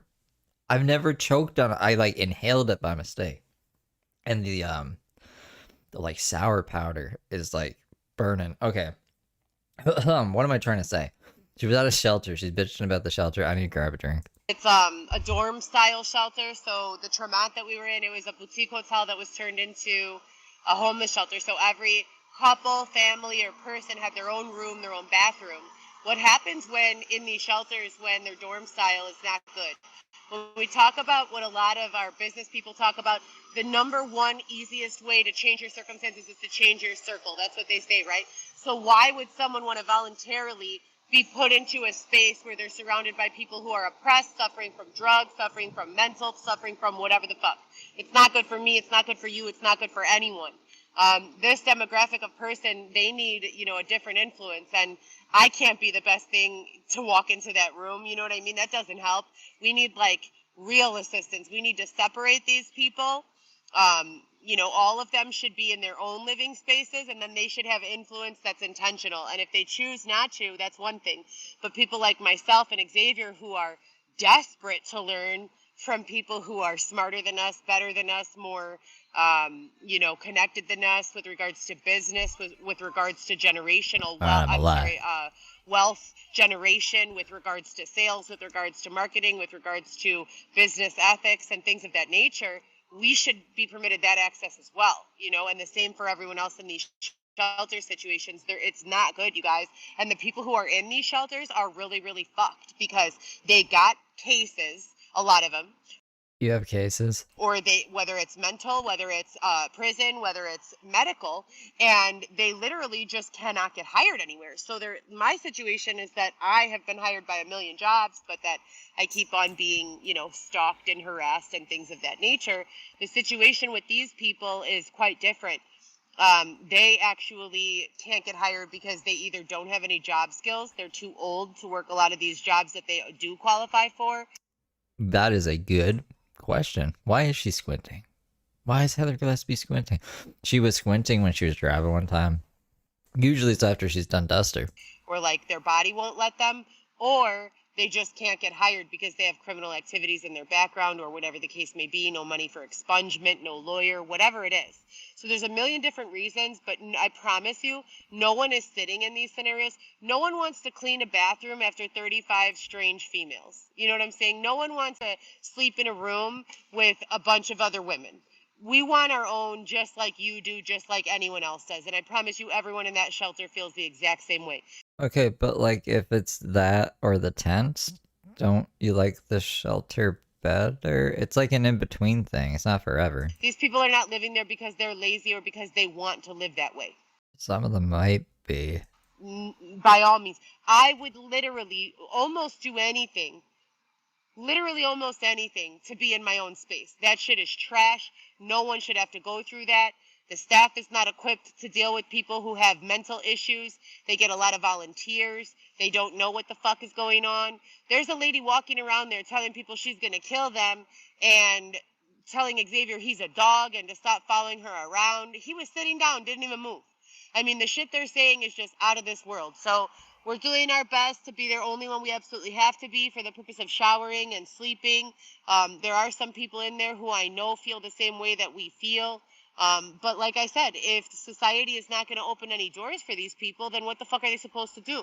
And then they say, oh, well, be grateful. You want these people to sit around being grateful that they just got cussed out by some random crazy ass lady who's like outside looking for drugs during the day and then coming in and being verbally abusive and having arguments with herself and others at night? Like, that's not something anyone should have to be grateful for. And I'm sick and tired of them talking to these people like they're God's people, meaning that they've gone to law enforcement, they've gone to society, they've gone to the rich, they've gone to the poor, they've gone to the media, and no one's helping them. So the only person who will listen, who's left, is God. That's fucked up.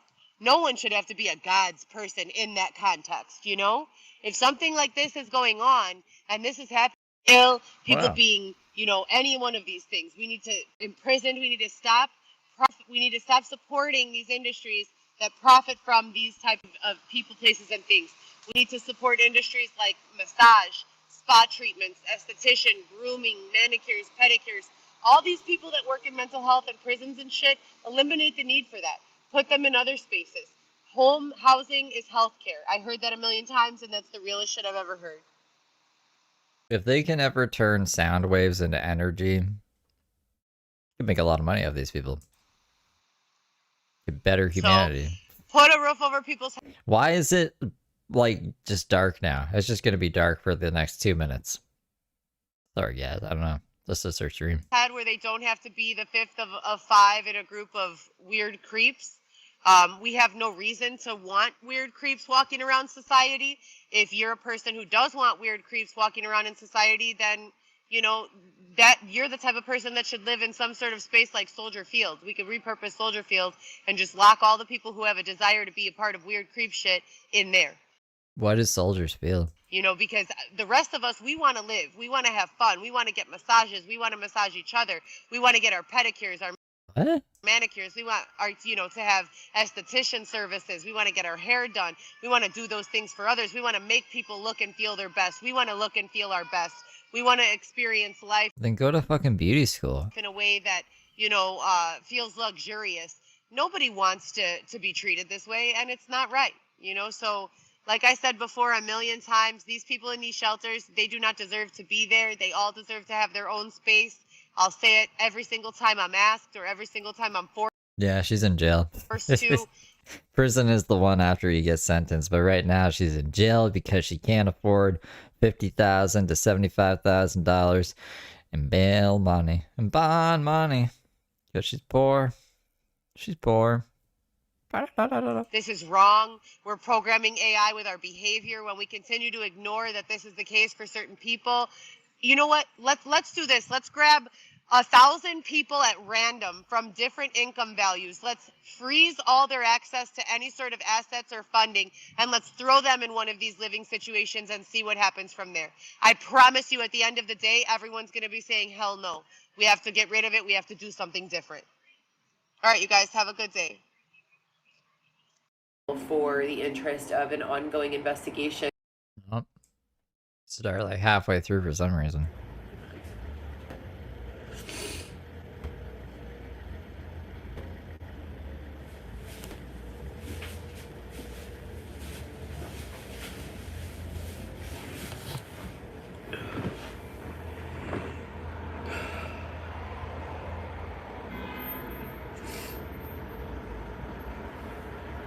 So they want me to do the entire thing from start to finish. I guess there's new people.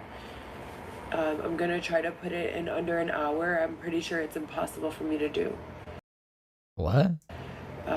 But in 2015, I was working full-time in medical. Who is they? What is she talking about? Who wants her? No one asked for this. I had already obtained my certified medical assisting certification and phlebotomy certification through the Illinois School of Medical Careers. And I had transferred to Triton College in pursuit of an associate's degree. I got a bunch of credits there and then transferred it to American Intercontinental University for business management with a focus on healthcare and medical office administration. Yeah, this is right after she had the baby. Let me see what month this was. The baby was born. It was supposed to be born. I'm dying. On Valentine's Day, I thought? No. It was either January or February, right? I thought it was gonna be a Valentine's Day baby. A baby. This was on October 30th, though. I was trying to give her an out. I was going to be like, she just had the kid. She did not just have the kid. She had the March, April, May, June, July. Comes after July, August, September. Okay, it's been like 8 months. Administration, medical law, and ethics. I have taken a bunch of other classes randomly, psych classes, criminal justice classes, sociology classes, AI classes, introduction to AI, and a bunch of other really entry-level classes. I'm also a personal trainer and nutritionist, though you probably wouldn't be able to tell from looking at me now. I don't think she mentioned it on the show at all. Most people on Love After Lockup would say, I have kids already, and, you know, they incorporate the kids in the show sometimes and stuff. Heather didn't even mention she had kids. I guess she didn't want the public knowing she had kids. Kind of soft, but until she could use it as like a victim narrative. I did just have a baby. So that was 2015. Life was, it was rough at that time. Which normally I would respect that. I'd be like, you shouldn't put your kids on TV and people shouldn't know about them, right? But obviously she didn't do it for that reason because she uses them for her narrative here, right? So I think she only did that because she would want to be more desirable and so she could fleece more money out of guys after being on the show. I had 3 kids. The sponsors. And I was going through a separation after 5 or 6 years in a relationship with Alexis's father. I was working full-time at Northwestern Hospital. I got another job and quit Northwestern. I was managing an optical practice at Irving and Narragansett. I was the office manager, so I was in charge of the office and purchasing new eyeglasses, all sorts of different kind of frames, sunglasses, etc., and so forth, as well as responsible for sales and the clinical portion of things, doing the visual field testing and testing for glaucoma and things of that nature. Following about 3 months at that career and about 6 months of intense prepping for the NPC, which is an amateur weightlifting I have no kids either. competition, I found a job doing bottle service on the weekends while my children were with their father. My children lived with me full-time during the week and went with their father on the weekend. Very quickly after I began working in that bottle service capacity, I was picked up off of the street in a car by a detective called David Shepard and multiple of his coworkers in unmarked black SUVs and sedans. Let's see if we're gonna hear about the paper ream box of Facebook information. They pulled They wouldn't have just shown her it on Facebook. They had to print it out. me out of the car and told me that I had to go with them. They didn't give me any information. They took me to what I refer to as a black hole site, which is a site made for interrogation or questioning that is not associated with the police department. So it doesn't have the traditional welcome to the police station signage and things of that nature. Brooke got there. She thought it was going to be like Willy Wonka's chocolate factory for black holes. We're not learning how we make black holes here? No. You're being interrogated. You're going to steal this laptop. It was terrifying. I had no criminal record at that time, was like literally an office mom. They held me there for about 9-10 hours. They brought a box, a paper box, reams of paper come in these boxes, and it was filled with photos and information about some of the clients from the bottle service bar that I was working. I was told that I was going to jail, to prison, that I was a known friend, I don't know what word they used, associate of these people.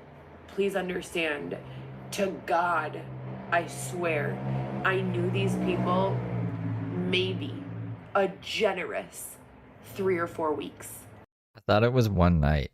She said I hung out with 9 people one night. It's good. We hear like the 2 different versions of the story. Look at her fucking the lion face. Possibly. Maybe even less than that. So I really didn't know these people, and I only knew them from the capacity of I met them there in the club as customers of bottle service. Now, to make a long story short, this officer extorted me. He said that if his name is Detective Shepard, so not an officer, a detective. He told me that if I did not comply with his investigation and help him gather information, that he would, quote, be back to see to it that my kids were taken from me. I was terrified and willing to do anything for my children. So he told me that I needed to pick up this woman who was actually in a relationship with Dylan, who was my co-star on Love After Lockup, and that I needed to pick her up and, spend some time with her learning about these people. Dylan told me, and at the time Dylan and I were only really friends, acquaintances. I had only known him for like 2 weeks. And I was introduced to him from my best friend at the time, which was Karen Tiny Garcia. So Tiny and I would always be out, and I was working in the industry, and she was just like someone who brought spenders. Working in the industry. And we would, pop out together. For me, it was always about making money. For her too, she was kind of involved in various things. But the point was, we were not very familiar with each other. We knew each other for about 2 to 3 months at that time. I knew her better than I knew anyone in that group, way better. So my experience with the people in the group that they were asking questions about was literally none. I had gone to maybe 2 afters where they were. One party at the Pilsen house. What did you call the first thing? 2 afters where after parties? Where they were. One party at the Pilsen house. And probably hung out with them during the day, maybe 3 times. Once at a pool party downtown, once at a day drinking party, and once at, I think, a bar crawl or another day drinking party. And again, I was working in promotions at the time, so I was promoting nightclubs and parties. Maybe this is why Heather did the ecstasy plug, because she got in trouble for hanging out with like ecstasy dealers. Dylan got busted with a bunch of ecstasy, right? So maybe she thinks, that's like some 4D chess move. If the cops think that she's dealing ecstasy, they're going to show up and then she's going to be like, surprise, motherfuckers, I need your help fixing my wife, actually. I don't have any ecstasy, but I knew you would come because you came last time to arrest me. You know what I mean? That'd be fun. The detective forced me to be around them all the time and said I needed to call him every single day while I was with him, with those people. There were 4 or 5 women and 5 or 6 men that they specifically named. And they were always together. They called themselves the Lurkers. Why would they call themselves that? We're the Lurkers. It's not a very cool name. So I would be with them, and when he would call me, I would just say I don't know anything, they're not doing anything, they're just drinking or they're just partying, I don't see them committing any crimes, I don't know, And that was the truth, because if you think about it from a common sense perspective, you're not openly, most people are not openly meeting someone and being like, oh hey, I've known you for 3 weeks, come here and look at all this crime I've got going on. That's usually not the way that it goes. And sometimes it is. Wasn't an experienced criminal in any way, so I couldn't identify what they were doing. After the detective kind of gave me information, he told me that they were running multiple fraud rings, and that's what they were concerned about. There was a bunch of other stuff going on, drug sales,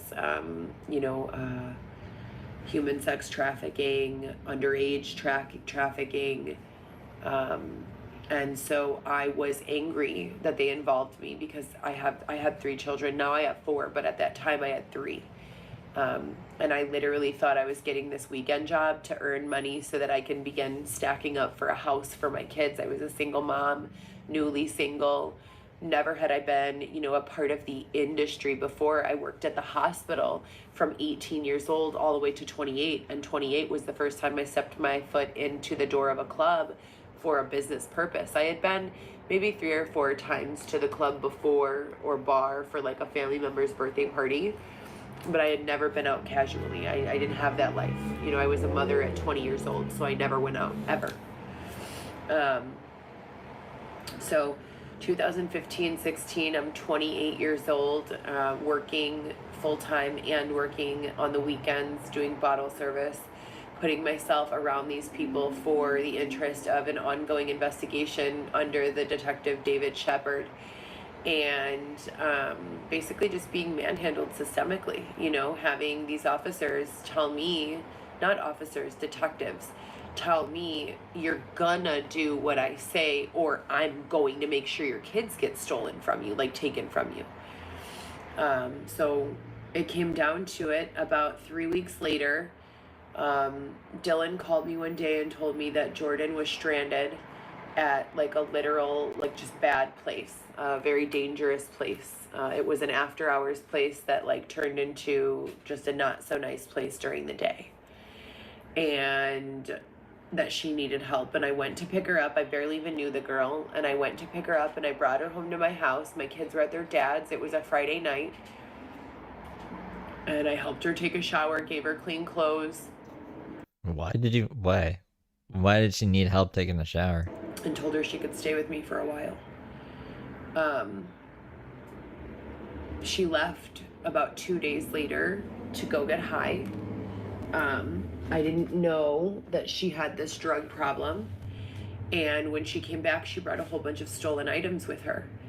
And they were from someone pretty dangerous. And I kicked her out and kept the items? I hid her she had left a Chromebook, and I hid it in my house so that she wouldn't find it while she was packing all of her stuff. What? Why? Because the detective David Shepard told me that if I did not bring her computer, I thought she just said that the Chromebook was stolen.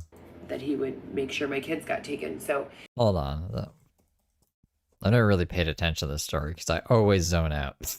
Because it's so fucking boring. A Chromebook, and I hid games with her. And they were from someone pretty dangerous, and I kicked her out, and I hid she had left a Chromebook, and I hid it in my Okay, I guess you didn't specify that it was like the stolen items, but house so that she wouldn't find it while she was packing all of her stuff. Because the detective David Shepard told me that if I did not bring her computer, that he would make sure my kids got taken. So I got the computer, I got on the train, I went back downtown, I met David Shepard at Lake Street, and what's the street that has Circle K on it? One street west of Clark. Is it? No. LaSalle. And I gave him the computer. And I thought it would be over there. It was not. David Shepard started asking me to go on dates with him, to what? Take me to the WGCI Jingle Bash, to do all sorts of things. My relationship with Dylan started getting serious. He had broken up with Jordan, but he was still very concerned with all of her drug use and whether or not she was safe. And I was commonly playing intermediary in between the two, him and her, and him and, other women. Jordan used to stream like Brooke? Tiny and Marissa. But he assured me that there was never a relationship with any of them other than Jordan, never with Marissa, never with Karen, that they were just friends, that they had no sexual history at all whatsoever. Oh, this is all nonsense. Everything she's saying here is nonsense. So I really didn't, know that I should suspect anything at all. And I knew Marissa and him were very close, but I didn't know that they had a romantic relationship. I did know that they had hooked up right before he went to prison, because like 2 days before he went to prison, he hooked up with her, and she immediately left him and went and hooked up with the person I was talking to at the time, some guy named Scully. So she was like literally sleeping. Fucking Scully. All right, I hate this one. You might just skip it. Well, let me see if the next one's any more entertaining. I'm almost ready to just go over to Mark. I want to see what Mark's been up to, but let's see if she saves herself. I don't think I've ever got to the end of this one because it's so fucking terrible. About monogamy and relationships, I've already had this conversation on the live a number of times, but it just seems like I needed to have it again because these people are uninformed. So when we're discussing this issue, I want to specifically point out that I myself have been able to, and I wouldn't call it a blessing, because having perspective from everyone, especially when it's painful perspective, is not a blessing, for myself. Maybe it's a blessing for others because I can articulate what they're going through effectively and save them judgment and harm and et cetera and so forth. But for my own peace and sanity, it's definitely not anything, that I enjoy at certain times. it definitely is something I like to see from other people's perspectives if I'm not understanding, or, if it's someone that I'm dealing with personally. But that's not always the way that it is. It's usually like I'm being forced to consider alternate perspective in a set of circumstances that I most likely will never encounter in my life.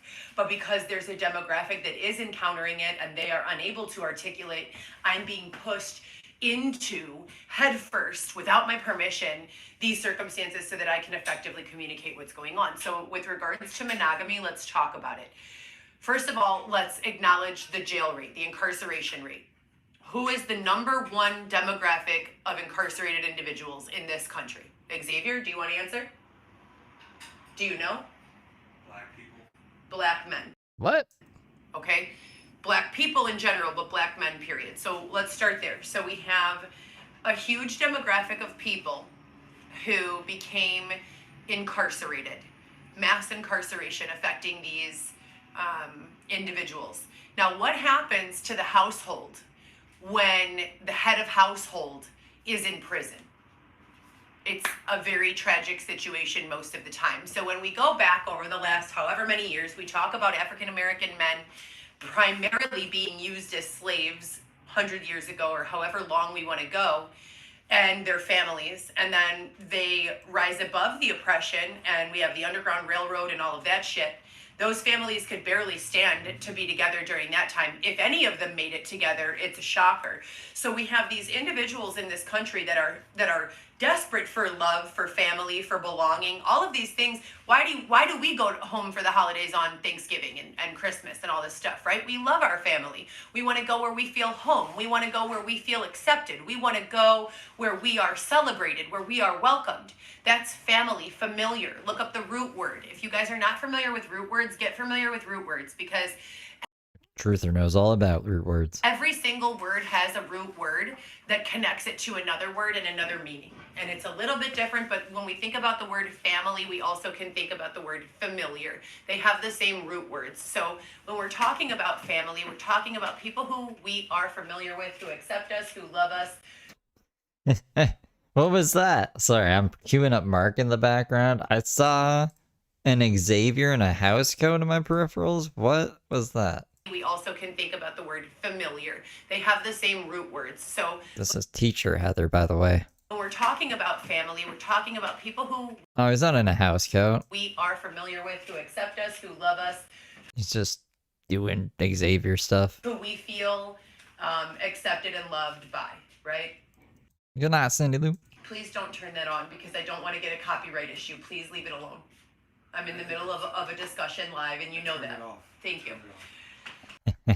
So when we're discussing these issues, that's where it all starts. So we go back to a time period where black families, black men were, separated from their wives and children. And those wives and children kind of got either accepted by different families or pushed to another family. That's the way it worked in slave times. So do you have a need for a woman slave on your farm? Oh no, I just need 2 men and someone with small fingers, a small boy, right? This is what these What? Heather was there. This is how these conversations went down. people would do, is they would trade human beings, like literally like a draft. It's fucking disgusting. So now we graduate to where we are today with mass incarceration taking over the slavery system, because let's just keep it real. These people incarcerated are the slaves. They're working for below minimum wage, if at all, and they're being forced to do things for us until they rebel in rage and come out into society scorned, angry, and resentful. No, they're serving a sentence. They're being punished because they broke the law. It's completely different. The slaves are innocent people who get enslaved by people. Like, you can't compare the two. What do you think happens to the wives and children of I don't give a fuck if they make them work in jail. Our tax dollars go to that shit. So we need to get some kind of profit, but not profit. We need to get some of that shit back, man. So I don't care. I really don't care. Don't go to jail. How about that? That's a good idea, huh? Don't break the law? Yeah. these men while they are serving long periods of time? What happens? Who said Whenever you're about to break the law, you should know that jail is a risk. And if you get caught like that, there you go. That's life. Home to protect the babies and the mom from the things that dads in our traditional household do. What does your dad do for you? You know, and I hope there are college students tuned in right now. I want to know, what does your dad do for you? College students taking a break from studying. Oh, Heather Gillespie's on. I'm sure I'll learn everything, a lot about race theory. What's your dad's role in the household? That can't happen if dad is in prison. So everything dad is responsible for, I want you to understand and try to perceive what a little child is going through growing up in a household where dad is imprisoned. And now there is no coincidence why there are such a huge number of Black and brown women strippers and women working in the sex industry. If you go to a website like Eros, EROS.com, that's a professional website for escorts. If you But we don't endorse that. All right, we're gonna go to Mark. Crazy woman. Bow, bow, bow. Here, I gotta pull him up here. Oh no, why did it do it like that? Reinforced ambitions. Yeah, we got one video on the Facebook, so we'll do that one first. Get it out of the way, and then I can close it. And we can move on with our lives. Every day of our life. Na na na na. I don't know if this is centered or not. We're gonna find out. Oh my god. Right off the bat with fucking copyright.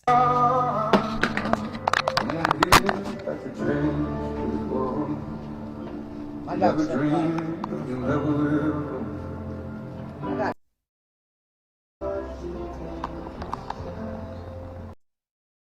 other corner of your set. Tricks, dog tricks, ground tricks, fucking switch, boys. Grounded. So that's Mark's new friend who he saved from another hotel room or something. This crazy lady. Here comes your snapback, Dick. You better fucking goddamn wrap it up on those wheels right there. Cause this boy came in for all you motherfuckers. You think you're so goddamn smart. On my lips. That will take tons to the fucking goddamn hinges of hell. Cause I'm not playing your fucking lip shit tricks. You can slap your dick and you can fucking put it right here. I'll bite it off of me with rain on Bob. You better pay me $10. You get it? What the fuck? I'll bite your dick off, but it costs you $10.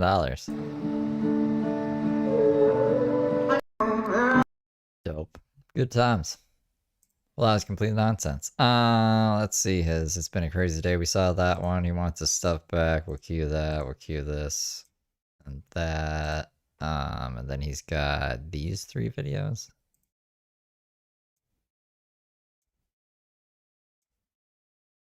Let's see what he's been doing.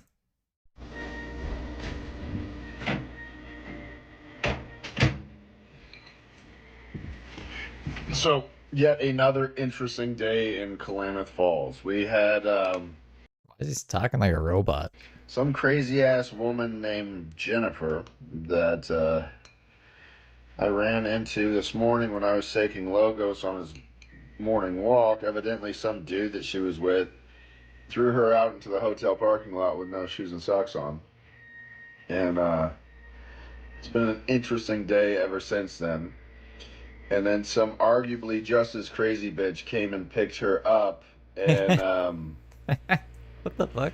all I know is that second crazy bitch better come up with both the slippers that left tonight and the combat boots that are currently on her fucking husband's feet, because I want my shit back.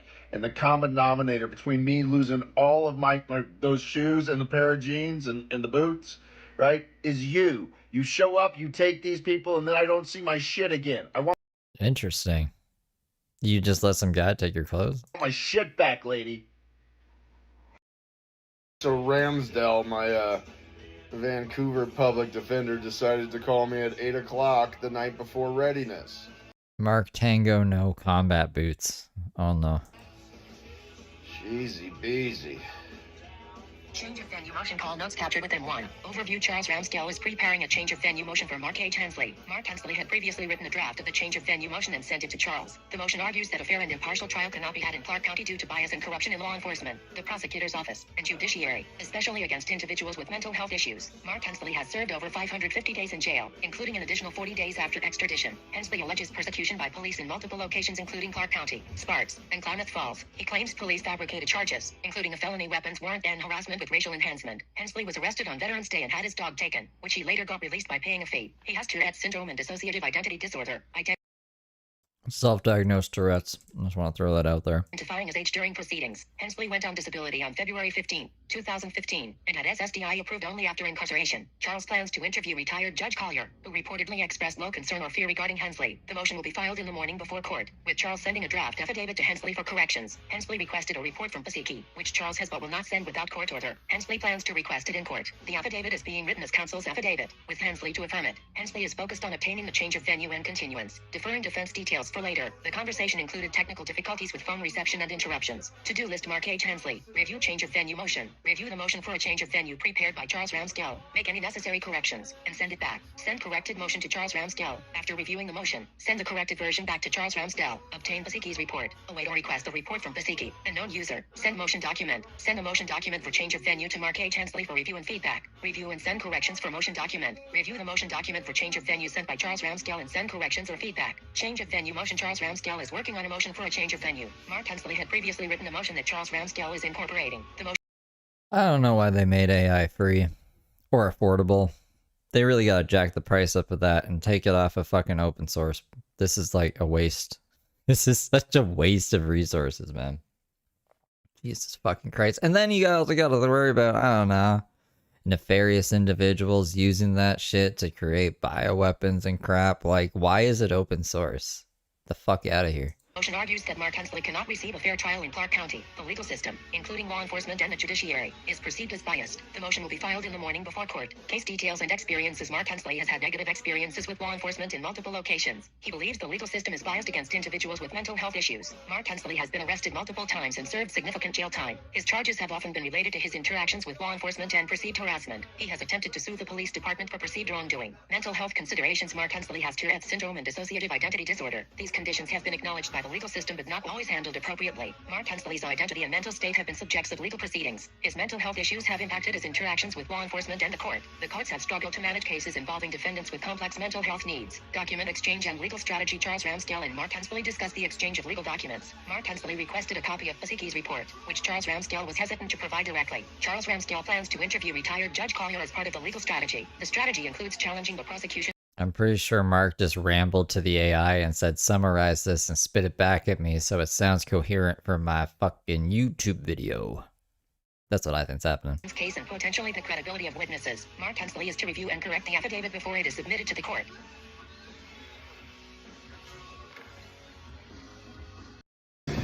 Now, I might have gotten a little overzealous, and it's very apparent that my beard is 100% natural. It just fits my mood. I never questioned if his beard was natural. Why would anyone wear a fake beard? Is his beard fake? Was people claiming his beard was fake?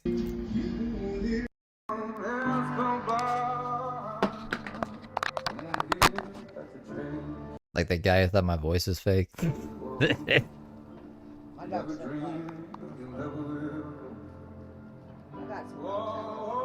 Yeah, it's all Mark's own dictation. It's just whatever he's spitting into the AI is spitting it back at him. They're mine. And I know it already, so fuck you! What's the play? You ready? You wanna play me out? Come on, guys. Play me out. I'm her. I'm it. I'm him. I'm your fucking cloned out dog dick. I think it's the video we already saw, so I don't know. Once we start hearing something we heard before, we'll dip that. With peanuts coming in. Zip tie. Right there on that string. Now it's a string theory. It's a presidential fucking goddamn goddamn brat. Fuck you. Who wants president now? Let's go for Trump! Oh yeah! Fucking love that fucking nigger! What? Alright, trigger warning. He's got all the brains! He's like Zach!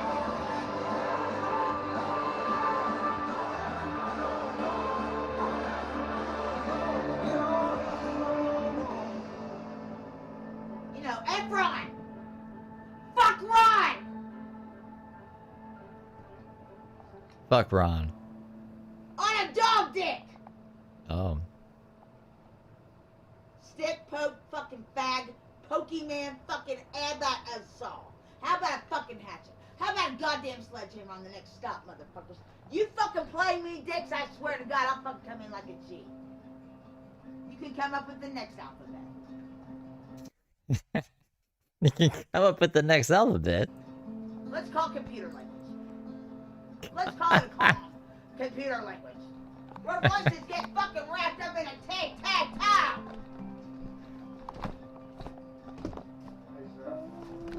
I don't want you to think that woman has any affiliation with me. She's just sitting in your fucking room. Yeah, she's in your room. What are we doing, Mark? I'd like to put her in your room. Are you willing to help her Don't out? put her in my room. Well, then, you know what? She's in my fucking room. Don't Yeah, judge that's me. right. You know what? If you want to help a woman, you can help a woman. If you want to judge me, you can judge me. I'm not but you know what? judging you. All right. I am. I'm judging Mark. Then tell you what, I'm providing her a safe place to be. I'm exhausted with it, but you let me know when you're going to tap in.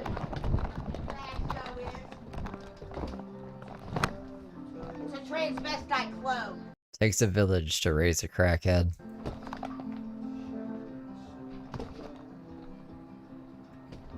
Fucking kneeling down before me because he's a fucking goddamn faggot, fucking goddamn Amazon. Logus is like, you want to take me in? If you don't want to take her, you want to take me?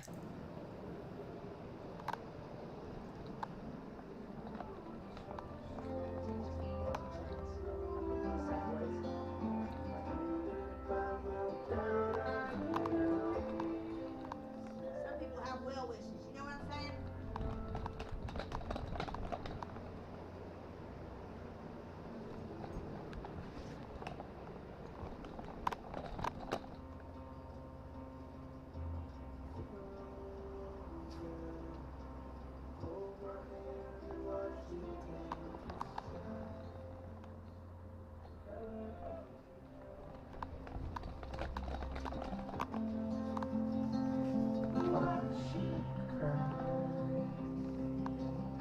To make a good Pabst Blue Ribbon commercial. White trash and in trouble.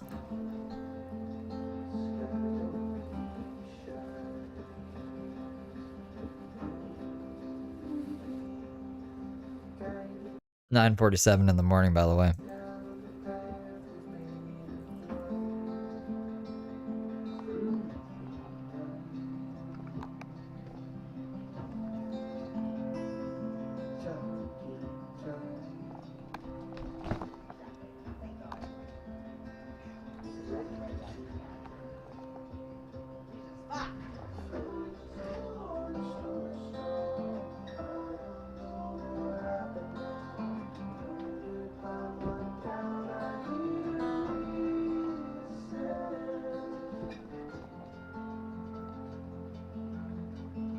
Oh, Jillian Paris told me. What's up with this caution tape? I don't want to misquote him, so let me find it. He said it was like, I don't know, symbolic or some shit.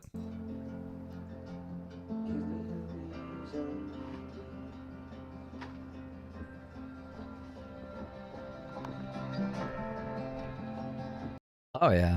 Yeah. I mean, I feel the same way. I'm a wreck, man.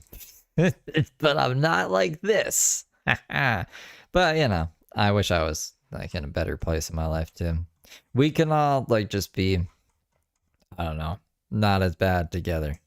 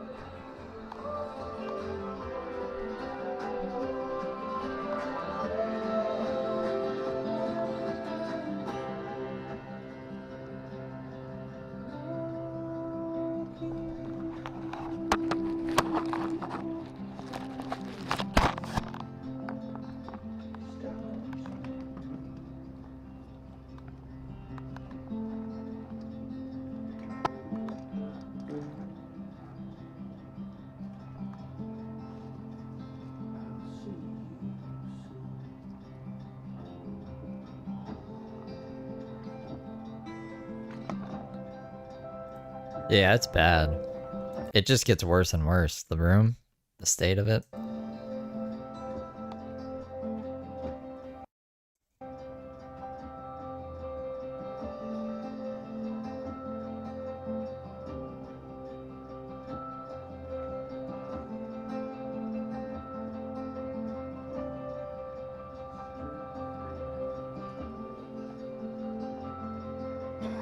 Well, she seems calm now, right? This is Reinforced Ambitions, Mark Hensley's channel.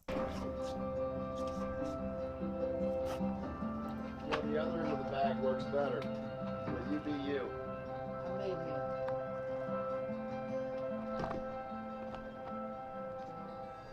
Not here for me. Not here for me anymore. That was a long time ago. I'm dead. I've been dead for a while.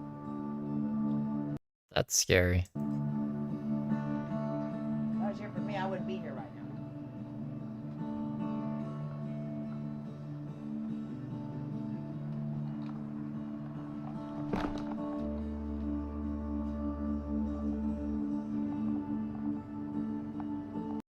What do you think, Mark?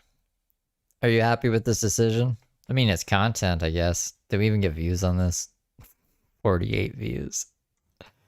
I don't know Mark's motivation. What is his... Like, why does he do this?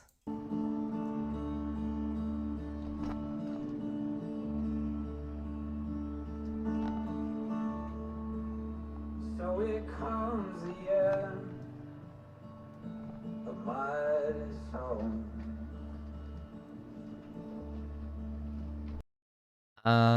This was uploaded 19 hours ago, so... I mean, he did in the last video we watched. He was like, they took my boots, but I guess he just wanted to upload this to YouTube as well. He uploads things out of order all the time. This crazy wackadoodle. Don't take my shit.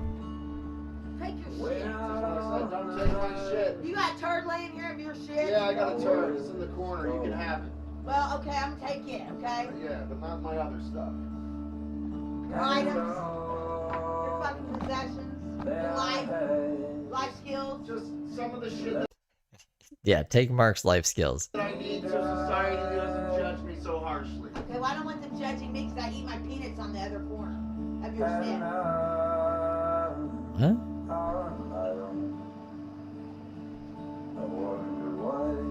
Nobody runs shit. Nobody. Got a fucking drain or toilet, hopefully. But if they have to, they gotta do it on the ground. They have to do it on the ground. This don't fuck. Really. I do. I've been renting down toilet all my life. I did outhouses too. I've done sanitation fucking stations. I'm old. She shit everywhere? I don't play. Goddamn games. If I need to drop a deuce, I'll do it anywhere.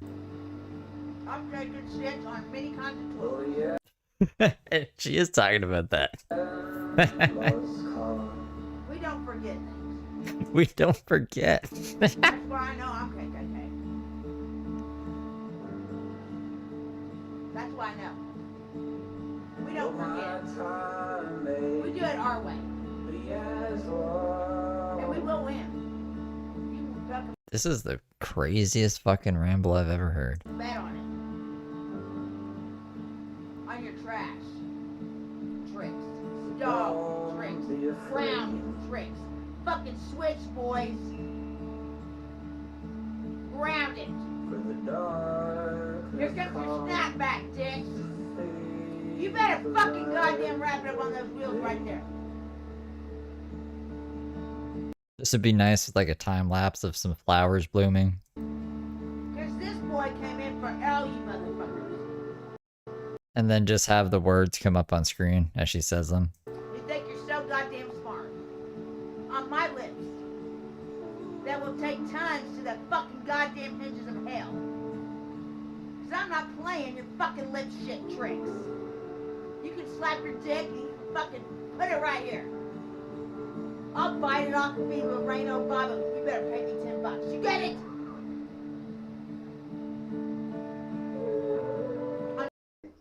All right, well, we did. Yeah, okay, good. I was gonna say we did hear that part, so. Wow. Any response received by the Oh, we're going to court. Hey. state at that time. So see you back on the 25th at 1:30. 25th at 1:30. Thank you, Your Honor. Heard, received. That's the Mark way. Slam the lap. You better not open iTunes. Don't open iTunes on. Why do we even have it if it's gonna open iTunes anyways? Fucking Tahoe.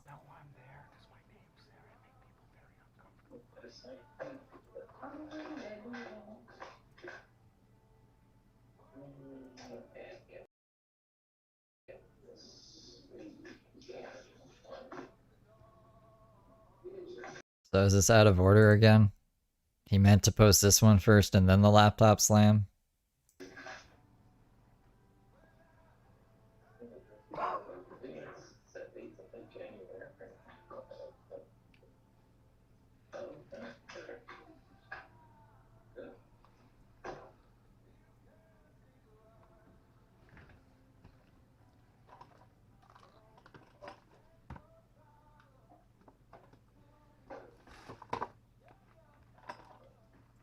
I can't believe that I cleaned this yesterday.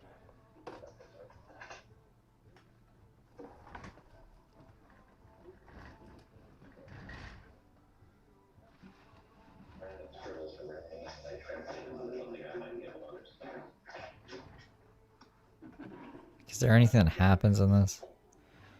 It says I'm logged in. Shit talkers.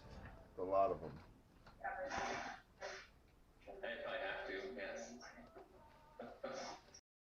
I'm a friend. I'm the concerned friend. I'm fucking concerned about you. I don't care what anyone fucking goddamn thinks.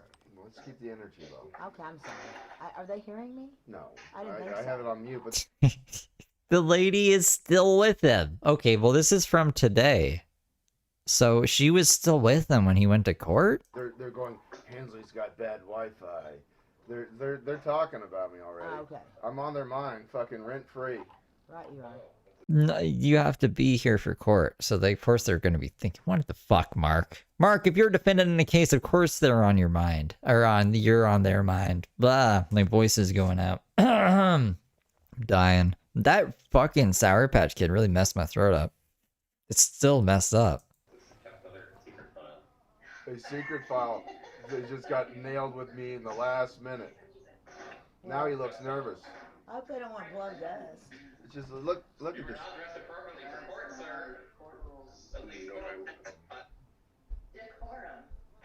That now my attorney's there.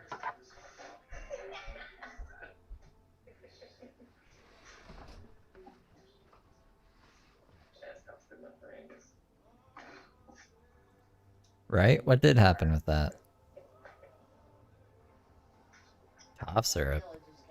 I don't do cough syrup.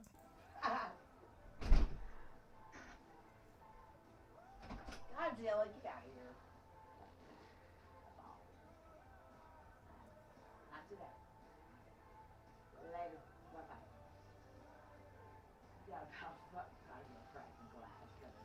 Cracky, I got court in like a few minutes. Sit in the chair or just, yeah, judge just came in. Just sit in the chair, please.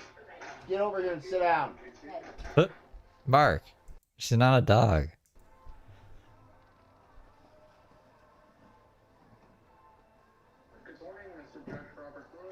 Sit down. I'm cracking this window. Move. None that I'm aware of, Your Honor. Okay, we can start with number 1, Hensley.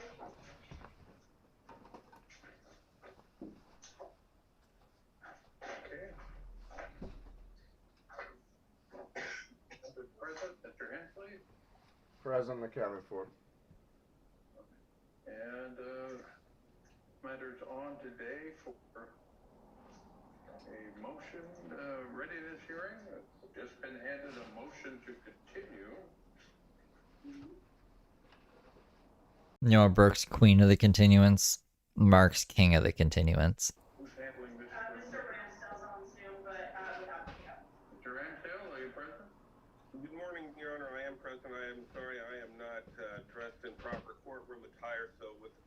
permission, I'd like to leave my video off. Mr. Bales is in the courtroom, ready to assist with anything if need be. Okay, well, I've just been handed a which indicates it's on to accommodate you and to accommodate defense expert availability. Correct, Your Honor. Last night I wrote, and should have been filed this morning, a motion for change of venue. Also, Mr. Hensley has... It's true. People get away with murder here. Or attempted murder. It's pretty crazy. I mean, Burke got away with attempted murder. Also sent the court his own motion for change of venue. He is asking to move the trial to Cowlitz County. See, that's what I said the other day. I was like, there's a reason why I'm not in charge, like the jails or the laws or anything. If it were up to me, everything would just be the death penalty. It would keep people from doing crime. If you won't be doing stupid fucking shit if you're like, well, is it worth dying? Probably fucking not, right? Or, I don't want to have blood on my hands or murder. What are we gonna do with all these dead bodies? Ship them off to a fucking island. You're not my problem anymore. You're not welcome in my country. Get the hell out of here, That would be my solution to things. I'm not wasting taxpayer money having a little fucking jail full of crazy people. Fuck that. Anticipating the court is not going to hear that motion this morning, it may require... This is Mark Hensley. I anticipate the court would require a separate hearing on that, which would then cause an issue for the trial date potentially. Also, I spoke to my defense expert today, and as I feared, her trials in Sacramento, California have not gone away, so she has availability issues on the 8th. I know that she is unavailable for the entirety of January, so I'm asking this matter be set to February 2nd, which is the first week of first Monday of February. Is this a subpoenaed witness? I have not sent her a subpoena at this point, Your Honor, but she was going to be subpoenaed. We are issuing her a subpoena just in case, and she has a friendly defense witness, Your Honor, and has anticipated providing. It's also just it seems very not fair, right? Like the worst people get away with shit and they get publicity for it. It becomes a net positive for them. And then people who can't afford to defend themselves or anything, sometimes people do get convicted of crimes they didn't commit. I know that's like Brooke's favorite line, but it is something that actually happens. And then they have to go serve 20 years in jail for something they didn't even fucking do. Like, what is that? What the fuck is that? So I don't like that. That's why I'm like, just get rid of the whole jail system completely. Fuck it. But like I said, there's a reason why I don't run things.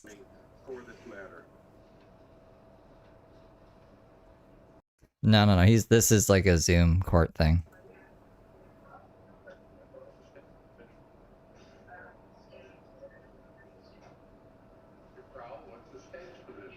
We're ready to go, Judge. We've been ready for a long time. This case has been set for a long time. Well, I've been ready for a long time too, but I said I want this done right. Hensley, we're not doing that, so you need to... Well, we're not doing that. We're not going to do the court right? We're not doing it right? I know, that's my concern. Okay, well, apparently we have to mute Mr. Hensley so that he doesn't interrupt the proceeding. Oh, there we go.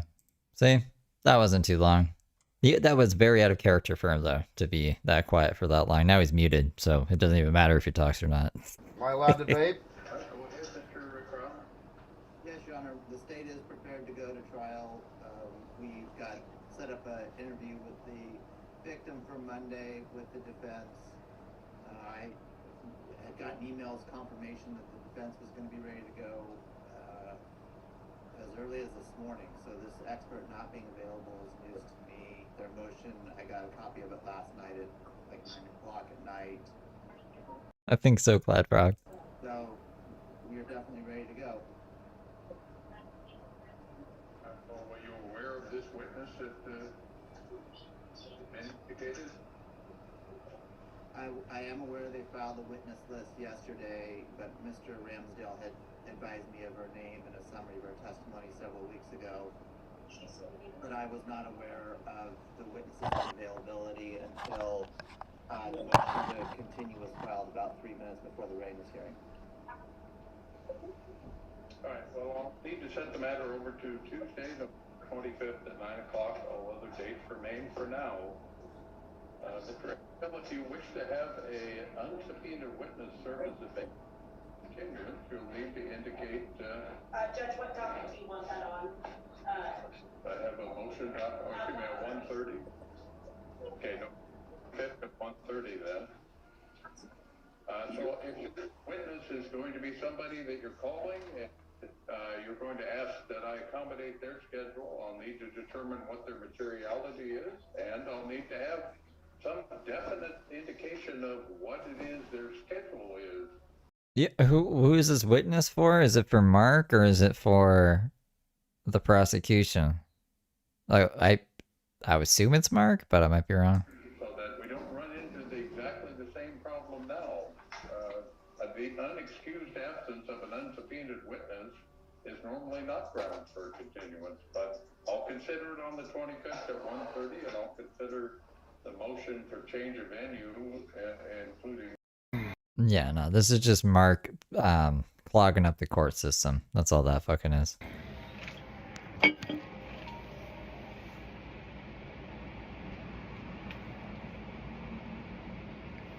This is Mark Hensley. Mark Hensley, how we doing? Officer Gilmore with the city police. Not bad. How are you? So he uploaded that out of order. He uploaded the laptop slam before all the rest of the stuff before the laptop slam. Hey, so I identify with and do a fairly good job with communicating with crazy people. And yesterday, when I was taking Logos out in the morning, there was a woman that was in distress, and she was barefoot, and you know, causing a bit of a scene. And you know, then I brought her up into my room, you know, blinds open, window open, and just giving her a safe place. Because the guy that she was with, evidently they were having issues or whatever it was, and he put her out barefoot with no coat to teach her a lesson, you know, in the morning frost. And now he's keeping her stuff. He's really trying to exert his control over her. The whole thing was intended to teach this crazy ass bitch a lesson, and I can't tolerate. Can you not solve this problem, Mark? How come Mark hasn't gotten the stuff back? She must know about this guy, right? So what is this guy doing? Oh, he's a drug addict like you are? Awesome. He has drugs in the hotel? Cool. Okay, let's go over there. You're going to give her stuff back or else I'm calling the cops and they're going to take all your shit. You're going to jail. Problem solved. Go fix your fucking life, Mark. Not even your life. Or like, what are you trying to do? What, you don't have the balls to do it? Why are you calling people to do this shit for you? Tolerate that type of stuff. She needs her stuff back, bro, and I don't know how to make that happen, and I don't want to make a scene. And do they both, you're saying she stays in room 110 or 160? Well, the woman that manages the hotel with Andy's wife, said that the gentleman came into the front office and said that she was no longer staying there, and he was doing that to have her trespassed. She certainly can, more than welcome to be my guest while we figure out how to get her possessions back from this man that is trying to weaponize every advantage against her. I don't know. Hey, Jennifer, what do you have in that room? Her clothes. I have a bag of clothes, and I guess he can decide what he's going to give me back. Okay, so she's predominantly concerned with her personal clothing. I'm going to be quiet. I mean, she's been in pajamas for 2 days and wearing my slippers and socks. Yeah, listen, he understands.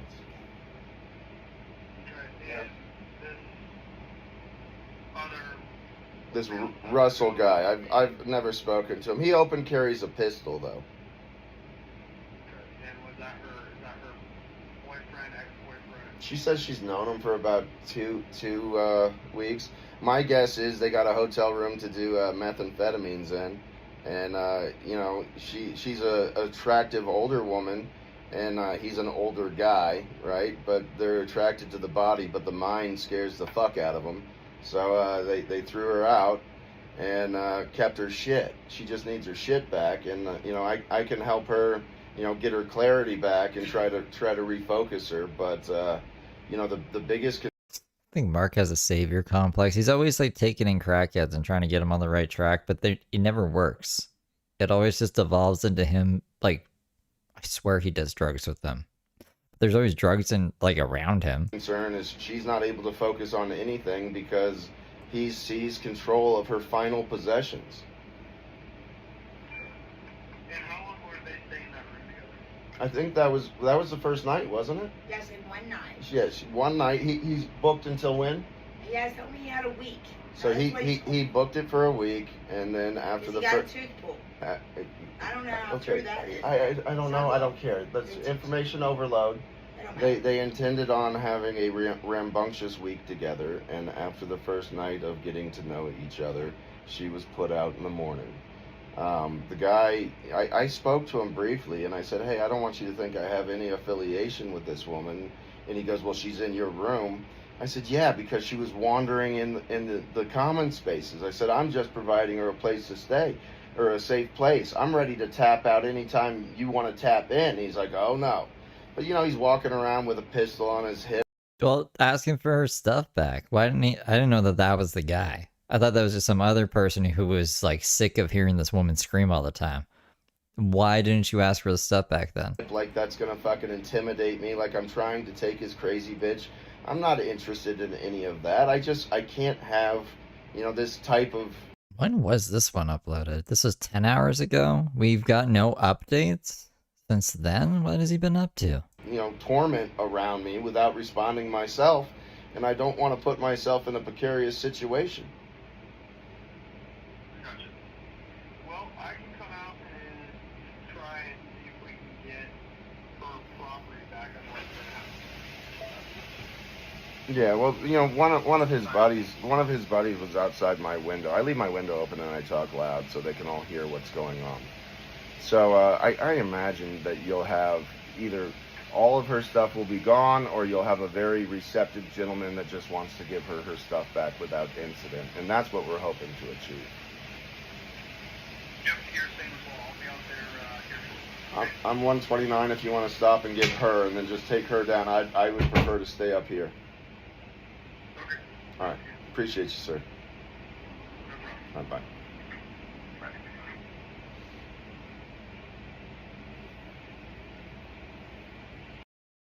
What a weird guy Mark is. Jared Fogle got what he deserved. That's right. He did. He's evil. Or did he? I don't know. Is he in jail? Is he in jail forever? Forever? What is... Oh, God. This one seems scary, but what... Do we got any Midwest safety? I don't really feel like Darker Fuck.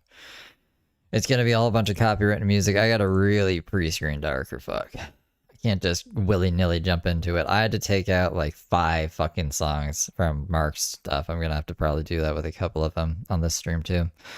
But I was seeing this one. This one's pretty crazy. Although, like, I don't know if it's very... I mean, it's on YouTube, but that really doesn't matter. I've watched things that are on YouTube before, and I get fucking community guideline violations. So, let me see if there's anything else. When every single cop is chasing you. That sounds pretty crazy. Ooh, but too aggressive. Man with a chainsaw versus a cop with a lasso. That seems pretty cool. What's going on? My kid needs help.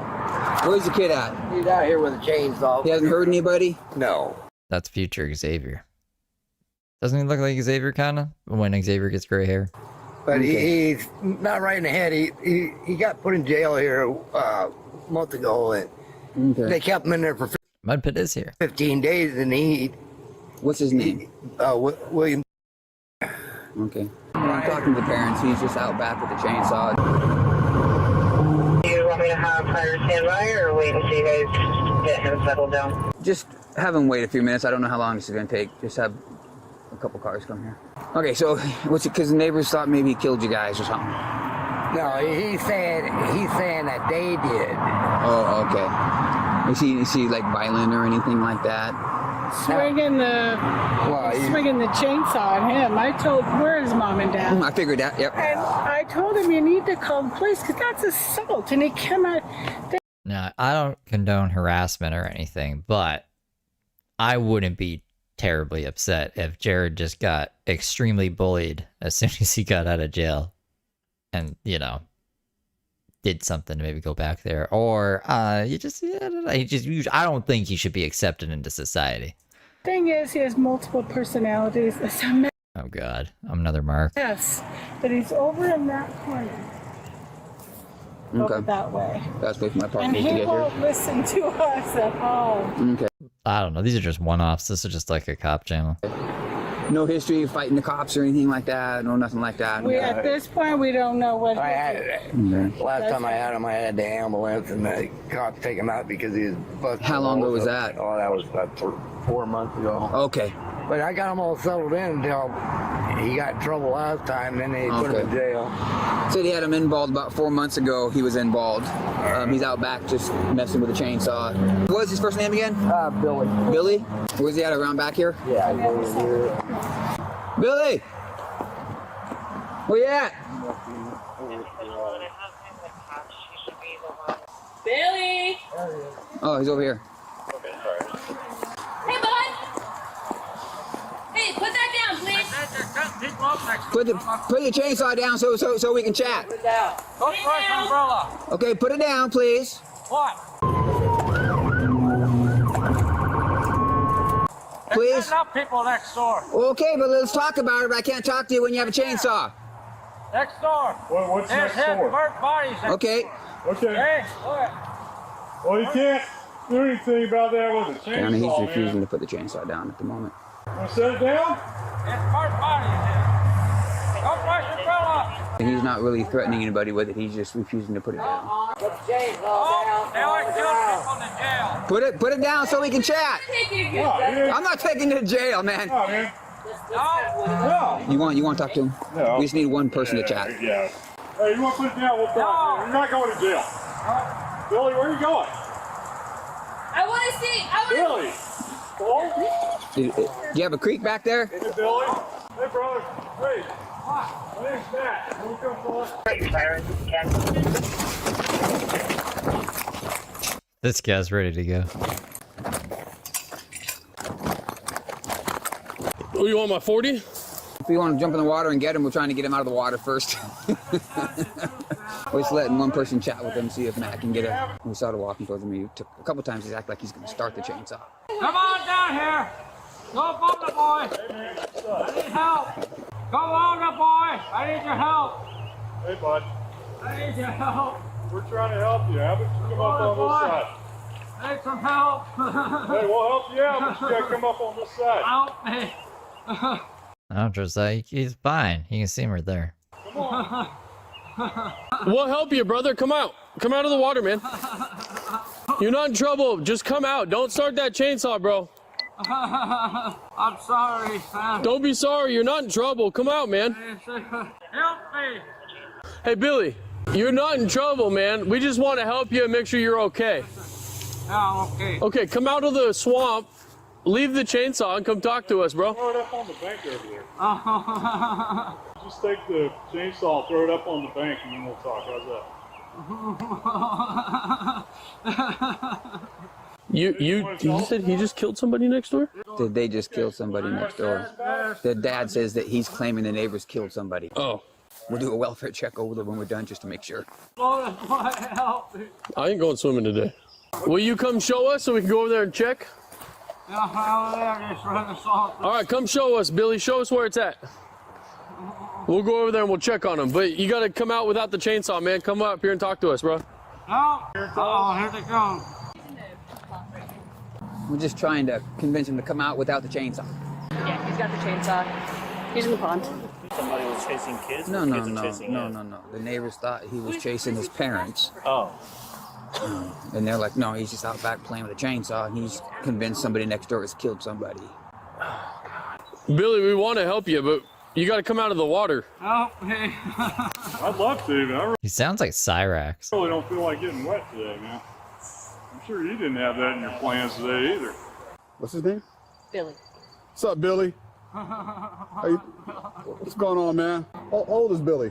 Gotta be 40. I think he was born in 82. Let me go see if there's a way around that's not pond. Who did it? I don't know. There's Army soldiers got out the trucks over here. Did you see the people that got hurt? They're super soldiers.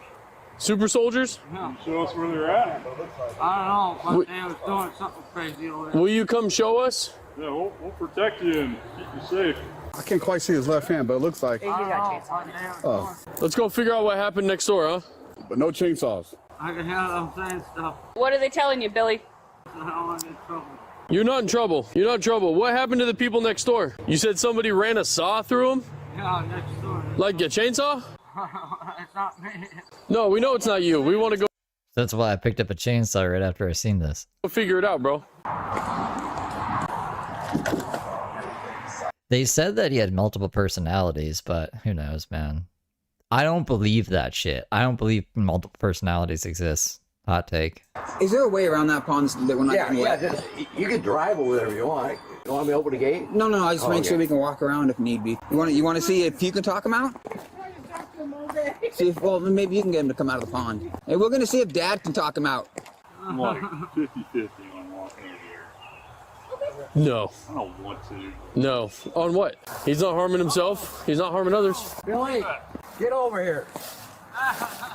Come on. Get out of there. If need be, there's a road that goes around. I think we should go do a welfare check on the people next door and see if we actually have anything. If not, we got a dude standing in a swamp. I'm gonna go do that. He said these people over here? Right here in the blue house. I'll go check them. We should make sure they're okay. Come out and talk to us, bro. Come out now. You're not in trouble. We're just worried about you and want to make sure everything's all right. If he doesn't come out pretty soon, you can't talk him out. We might just leave until he comes out on his own and come back and deal with him when he's not in the water. You know, when we can keep him from going in the water. Yeah. Schizophrenia, you said? I think most people who claim they have multiple personality disorder just have very poor impulse control, and they blame it on, it must have been another person. I don't know, just sometimes I do stuff and I swear it's not me. No, you're just a fucking histrionic idiot. And I'm done with your shit. I don't like people like that, you know? You got a little everything. A little bit of everything. Okay. No drug use or anything like that? No. Just pure mental health? Yeah. Okay. Is he currently a danger to himself or others? I mean, has he made any threats to harm anybody or harm himself or anything like that? No. And he's not charging people with the chainsaw. He's just acting odd. Swinging it at me. The chainsaw? Yeah. While it's running? Yeah. What's his mental capacity? Like, what's his age level? Doctors ever tell you? That's right, Tiffany. 17. And he swung the chainsaw at you today. What was he saying? Did he say anything while he was doing it? How close was he to you? I can demonstrate with me. Right here. How far did the chainsaw miss you? Oh, about. He said F you while swinging the chainsaw at you. Well, there you go. So now we got PC to arrest him? Yeah. He's just got to get evaluated. No, I mean, at this point, it's significant enough. Well, he's going to. I know, and I know it ain't the perfect system, right? But he can't be swinging a chainsaw at you screaming F you. I'm gonna go grab my 40 just in case. Hey, we have PC for DV threats. He swung the chainsaw at Dad while screaming F you, but he also is severely handicapped and has a mental age of 17. Dad's like, he needs to go to Western State, not jail. And I'm like, dude, he's swinging a chainsaw at you, screaming F you. So I'm gonna go grab my 40. What's a 40? What else? I can lasso him. Yeah, lasso him. Does he like women? I don't know. Are you willing to put yourself that low to get him to come Will he on? respond to a female voice? Oh, you could try talking to him. Do you want me to grab my lasso and we I thought. What can pull him from the backside? Yeah.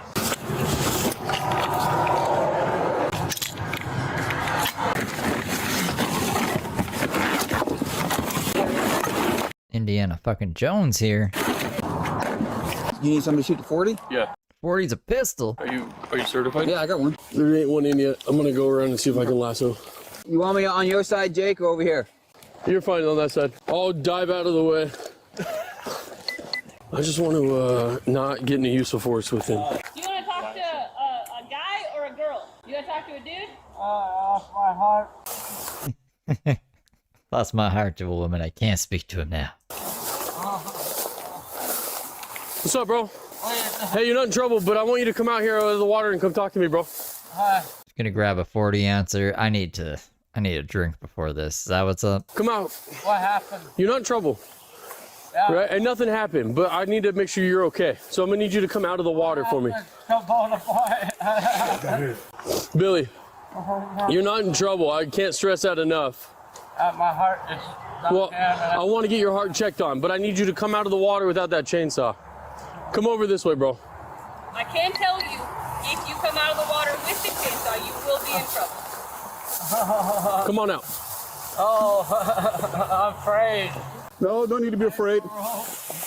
Man, we're not here to hurt you, okay? What is going on? Think this will work?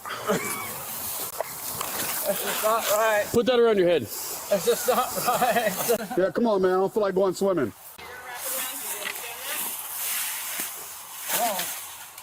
Put that around you right there. No, you're walking away from it. Put that around you. Then I'm gonna help you get out of the water. What happened? We don't want you to drown. Come on. Grab that rope right there, bro. Oh, I use no chainsaw. I thought this was gonna be like a lasso fucking chainsaw fight. You're getting to lasso himself? He's gonna lasso himself? They lasso people in America? Why not? I think that's a way better option than shooting people. They usually just unload a whole clip of bullets into him. The rope. Oh my God. Grab that rope right there and put it around your waist for me, brother. What happened? Just trying to get you out of the water, that's all. Come on. I need an elevation. Uh-oh. Come on, Billy. Come on, put that around you. Come on. Can I have your chainsaw?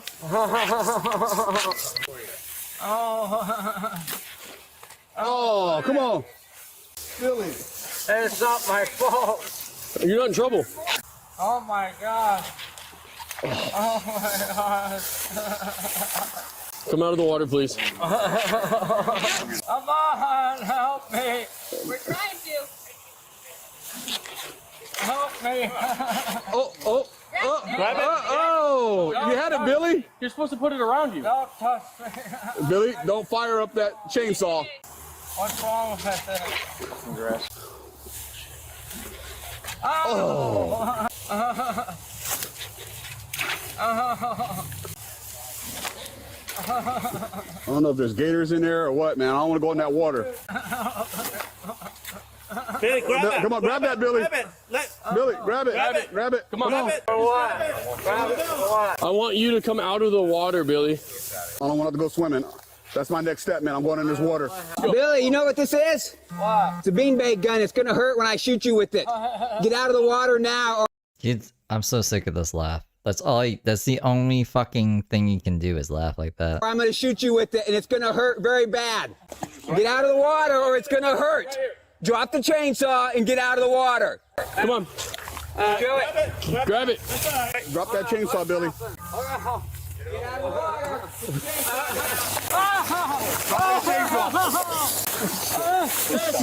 Hey, Billy, drop that. Get up, Billy. Drop that goddamn chainsaw. Okay. Help. Got that. Ow. Ow. They're wrangling. Oh. Billy. Okay, I'm calm. Okay. Relax. You good? Okay. You're okay. All right. You done? You done? Yeah. All right. You gonna stand up, Billy? Okay. Stand up. Give me that hand. I'm sorry, dude. You're fine. Use your legs. Let's go. Up we go. Up. All right. All right. Okay, easy. Come on. Come on. You gotta read. Uh-oh. Billy, we're gonna get out of here and pat you down, okay? Are we gonna find out if the neighbors murdered a bunch of people? Uh-oh. I'm stepping on it. That's all right. We'll just take it off him. All right, Billy, let's go. Come on, man. Let's go for a walk. Thanks for coming out of the water, Billy. It only took 30 tries. First try. And pat you down, Billy. What was that? Damn it, Billy. I'm sorry. Come on, man. You just had to come out, bro. That's all. Bro, I'm so wet from this fucking rope. I might as well have gone in. Oh, there's a flashlight.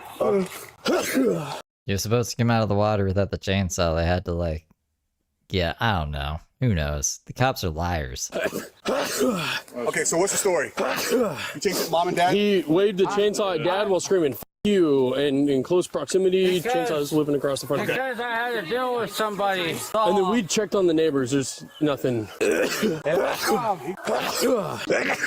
right, let's walk him out to the ambulance. Yeah. Billy, you're giving us like Chris Griffin. So much work today, brother. Here comes the allergies. Oh, shit.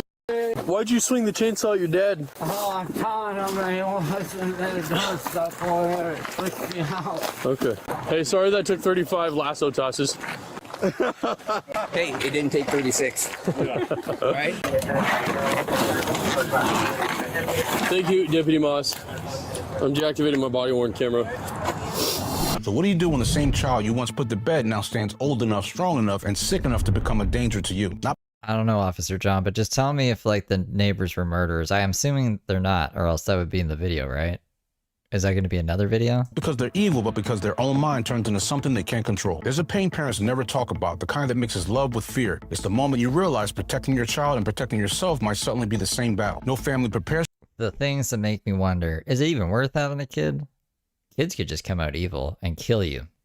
There's been kids who just kill their parents for no reason. They're just crazy. For that, and no parent wants to admit it. Mental illness rarely knocks softly, and when it does break the door down, it can turn a familiar face into someone you barely recognize. You look into their eyes searching for the person you raised, hoping that they're still in there somewhere. I responded to so many calls like this, but this was heartbreaking because it has two victims, the male in crisis and the family that still loves them. But add a chainsaw to the situation and things can get bad in the blink of an eye. That's why officers slow everything down. You match your tone to the moment because raising it only agitates people, especially a mentally ill person. The officers actually met Billy where he was. They pulled him back with rope and used steady voices instead of excessive force. Real danger isn't always a bad guy in front of you. Sometimes it's somebody like Billy who just needs a little compassion, and officers have to switch gears instantly to meet that reality. That kind of judgment and restraint is the part of the job that most people rarely see, but it's what keeps moments like this from ending in tragedy. As the fire department arrived, officers provided fire personnel with a mental health referral form, and Billy was transported to a nearby hospital. We hope he gets the help he needs. What about the fucking neighbors, bro? What officers didn't see until too late. A man detonates bombs during hotel standoff. Both of these are really long. That's like 17 fucking minutes, bro. I don't have 17 minutes. Well, do I? Probably. Maybe not. Do we have something shorter? Anything? No. I guess we'll cap it there. I've been going a while anyways. Yeah, that was silly. What silly goofballs. Yeah, we've been going 3 hours. Alright, guys. I will see you all tomorrow. Tomorrow. Alright, take care, guys.